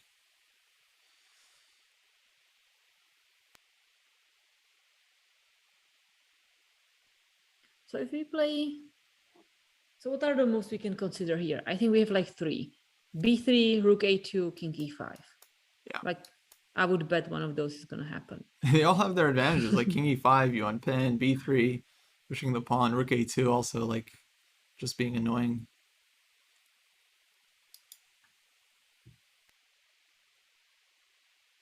But of course, on rook a2, you have to answer to g5 because it's like, what's your threat with rook a2? But g5, maybe then king e5. Maybe you just start going after this pawn. And you threaten bishop takes g2. So maybe there's some trap here that black can play for. And if I go rook a2, g5, b3, I mean, if you're gonna go g6, I would just play king e7. Yeah, that's fair.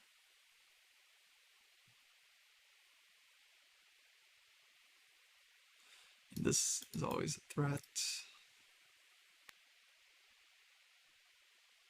Maybe we can try rook b1. Oh, then bishop c4 is a big problem. Yep. Oh, so this is really big problems. Maybe king e3 then? If bishop takes g2, bishop c4. Oh, and b3 happened. So maybe that's just like move order. Yeah. I mean, b3 allows white to again trade the bishop, so he must just be fine with that, is my guess.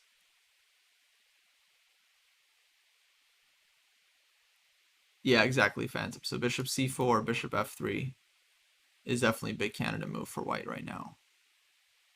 Question is, what is black? But the thing is, after bishop c4, maybe I just can be like, can I just play like b2? Mm-hmm. So let's say take.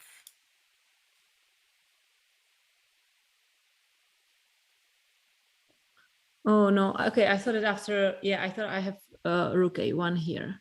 Yeah, actually, why not rook a1? Because bishop bishop f3 doesn't work. Yeah, it's rook a1. Yeah, okay. So yeah.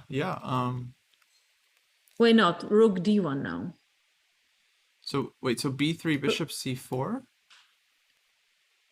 b2, take rook a1. Rook d2. Yeah. Wait, I'm not sure what position you have because. Oh, yeah. So sorry. now rook d2. Now you play. Now I can play maybe rook d2, but maybe rook f1. Maybe rook f1 check here. Rook f1. Yeah, rook f1 is good. That's a nice trick, rook d2. Because if you promote, there's discard attack, bishop e5. But rook Yeah. f1. But rook f1, king e3, right? I don't know. Or king g3. Huh. I mean, there King is the g3. option of promoting to a knight. Oh, that's fancy. Yeah. That's pretty neat. But then I'd be worried that I'm not winning after like rook d1, e takes d5, and No, like you're king winning. g1 or something. Just because like knight is very awkward. Oh, I don't see king g1 because I don't allow, like I don't get to untangle my pieces. Oh, but I have always discovered attack. So I can play just like king e6, king f6, and you cannot capture the pawn. Okay. That's funny. Um, I mean, maybe king h2. You gotta get out.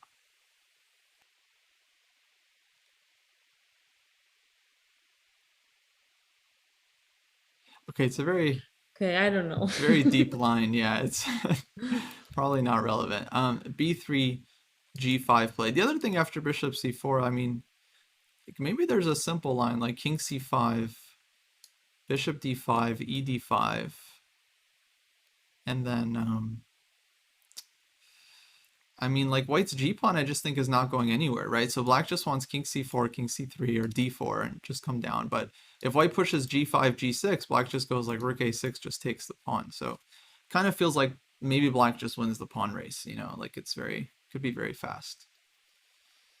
Um, Hence he goes G5.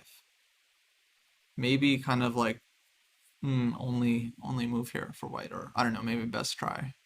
Because we don't really need to trade the bishops. Anytime black plays b2, we may be happy to have like bishop d3 and actually block it with the bishop. Yeah. Yeah, now b2, I think we would see like rook b1. Well, actually, this is tough because bishop d3 is going to be rook takes. And on rook b1, there could be rook b3 and then just bishop e4. Although, still there's bishop f3 here.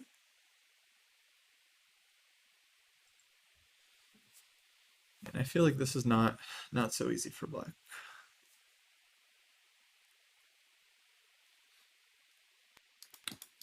But he hasn't pushed b2 yet. He can definitely stay flexible with like rook a2, king e5.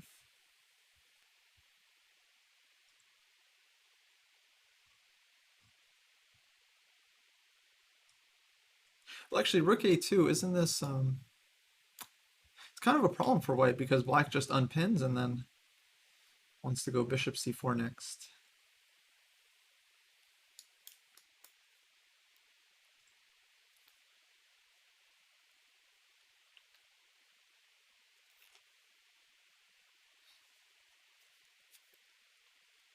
Yeah, not sure, because anytime white tries to go for like g6, it's just king e7, king f6.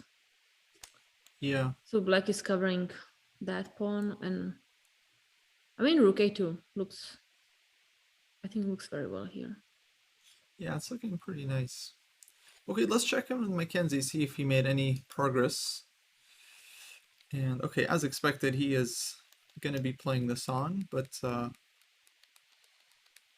yeah, objectively, black is doing all the right things, just keeping the king on g7, keeping his rook active so he can prevent white's king from getting in.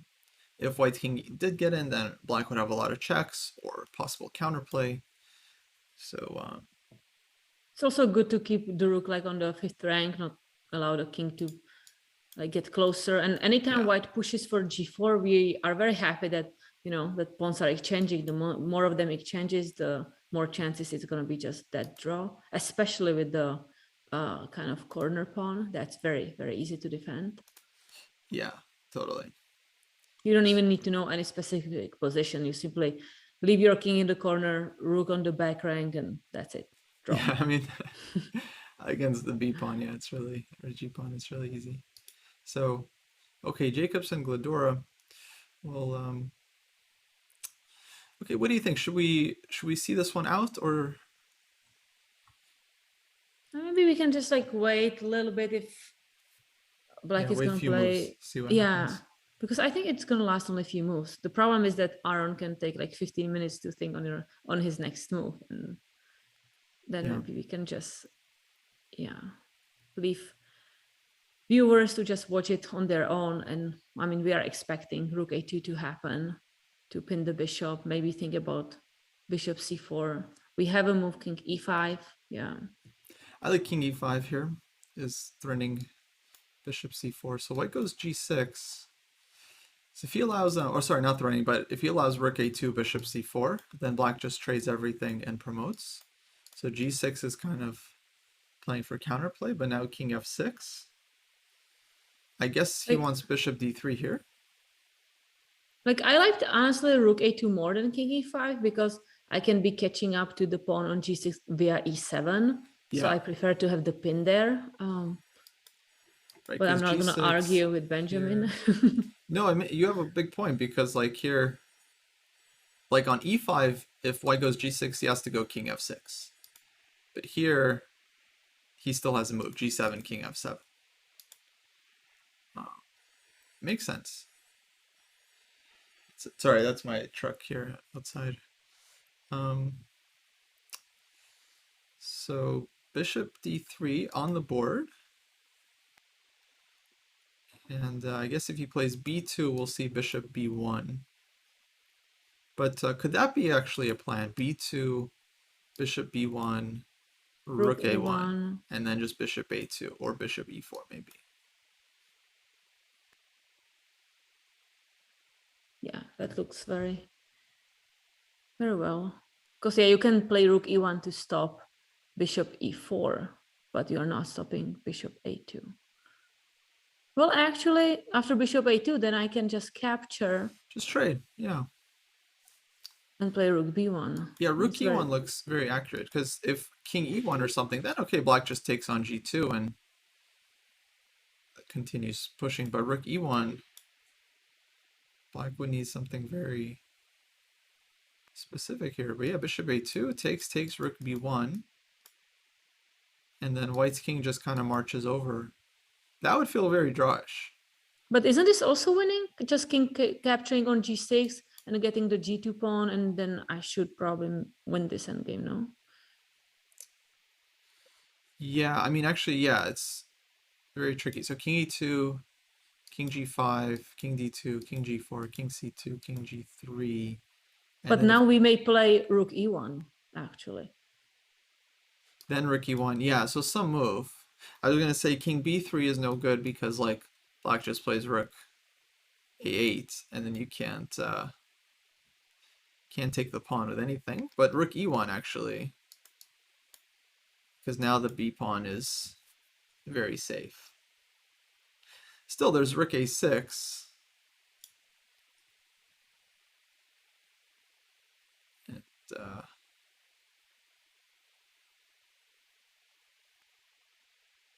should be a draw. I think white just takes. King C3, king D4, and then you have rook F1 check, and your king just gets in, and you should be fine. So maybe not that easy. Wow. still not easy. Yeah, yeah. This rook E1 very accurate, I think. Although maybe black can just go E5, and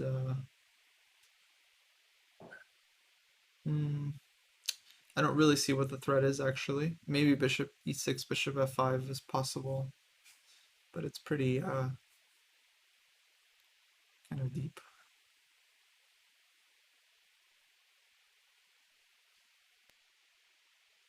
So if I go, It's time. I have to go something like g4, right? Or g3. So I can free up my king. Yeah, so let's say G3, bishop E6.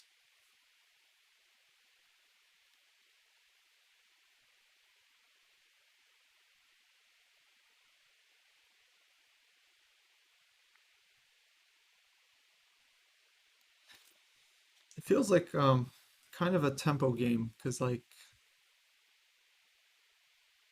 bishop F5 is coming, and like let's say bishop C2, we trade rooks, we go bishop F5, and then if you trade, you're not in time because black is promoting with check. If you go G7, bishop C2, both sides promote, but again, black promotes with check, and extra piece is probably good.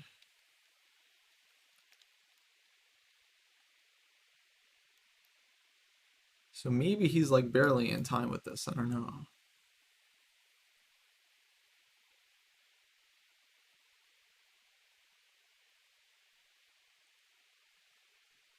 Yeah, maybe. Also try G4, bishop E6, and G5. and somehow try to take e5 if we can.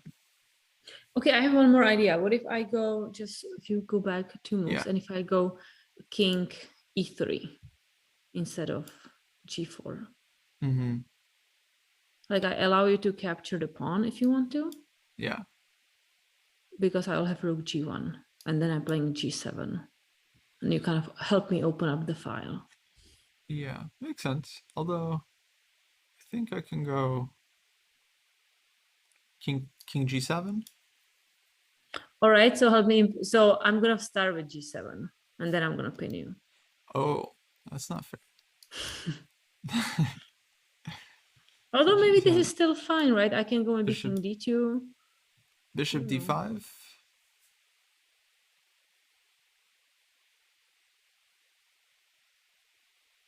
Wait, Rook actually, wait. g1. The pin wasn't that scary. I can take rook g1 and just go king f6.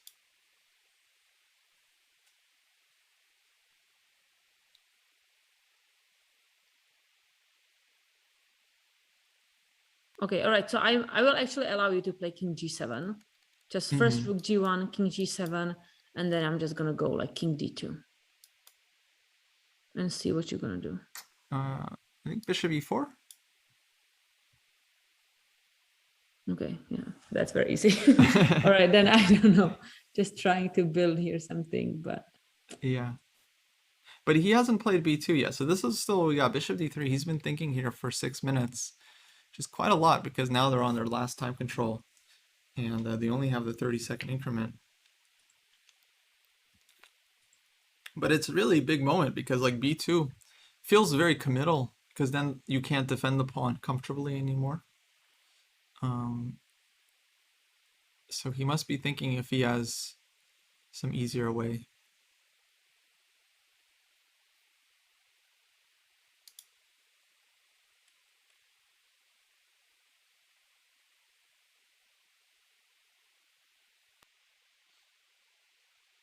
I mean, easier way could be just rook a2 check first, right?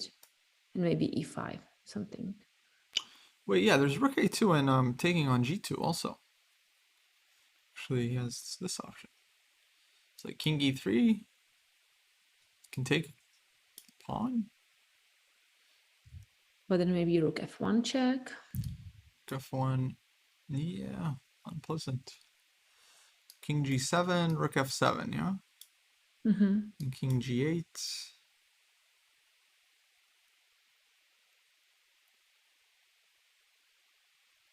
Maybe like rook c7, threatening some checks. Because b2 is not yet that scary because I'm still defending b1 and I'm the one who's going to keep checking. Yeah.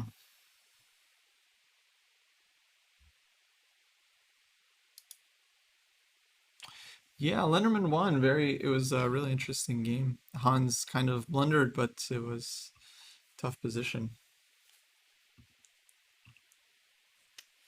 So black marched the king to a1. I mean, maybe. The problem is this g-pawn is always has to be under control. So that's hard. Because white also has a plan to play just g7, bishop h7 and promote. Yeah, if allowed, that would be pretty bad. So he is thinking.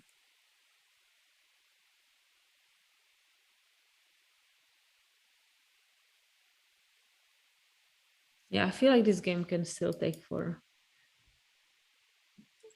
many more minutes. Like he's gonna think opponent has 30 more minutes.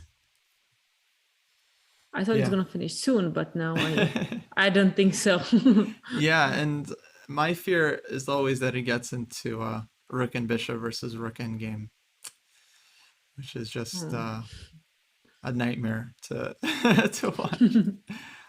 Okay, well then I think we'll probably call this one here. I mean, still a really interesting game. I would encourage you guys to watch until the end if you would like. I'll put the lead chess link in the chat. And we have a result. So Mackenzie Molnar decided not to try anymore, and he drew with Vishnava Nepali. Molnar drew. His opponent defended this pretty perfectly, so congrats to Vishnu. And okay, actually, a few more moves on this one. So rook a2 was played, and now rook takes g2. So he did decide to take the pawn. But now I think we were expecting rook f1. The white might take a lot of time here. Because, well, now it does feel like it's very close, right? Okay, king d4, he played pretty quickly, actually. Kind of surprising. You'd think he would calculate there. But now it I does feel think, like white might have something. yeah, because white now just wants to go king c3, right? Kind of like, okay, the king is defending the b pawn. Yeah. So now do you think draw is more likely? Like, I see more chances now, definitely to make a draw. Yeah. I still feel like it's just so hard to play like against these GMs who are very strong, like strategically, and just like move around, and just Right. one mistake can ruin the whole game. But I would not be surprised if computer now was leaning toward like equality here.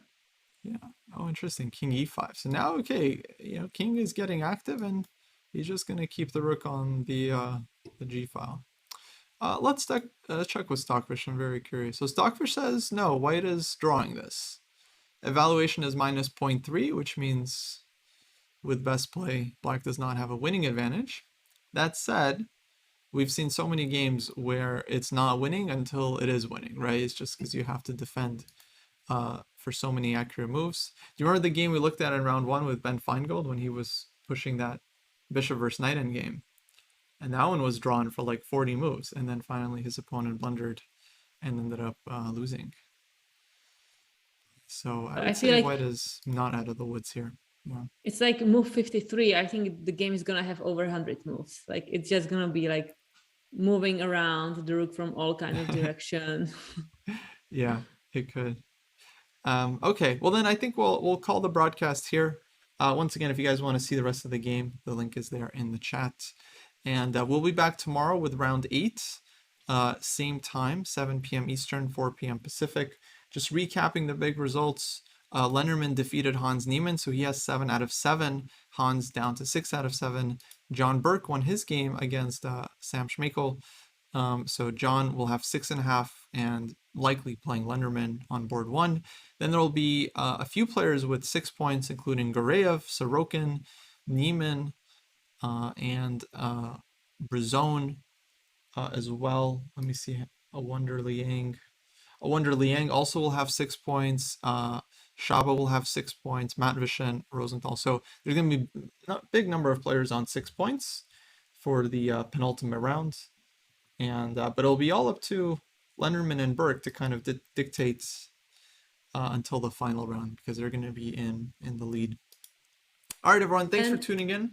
Yeah, go ahead. And if you just one thing, if you did not have time to like watch the broadcast for the all past 4 hours or even check out the games, I think this round was very specific in it that like more than I think like five games went with capturing bishops, like with trading bishops for knight. So we had a lot of different positions where one side had a pair of bishops advantage or maybe disadvantage. So it was a very thematic, I think, kind of position, not position, but like exchange this round. So check out just those games to see how people either like played for a win with those bishops or just were suffering because they couldn't develop them. So I think it's nice games for that theme. Yeah, that was very common. But all right, guys, we'll be back tomorrow.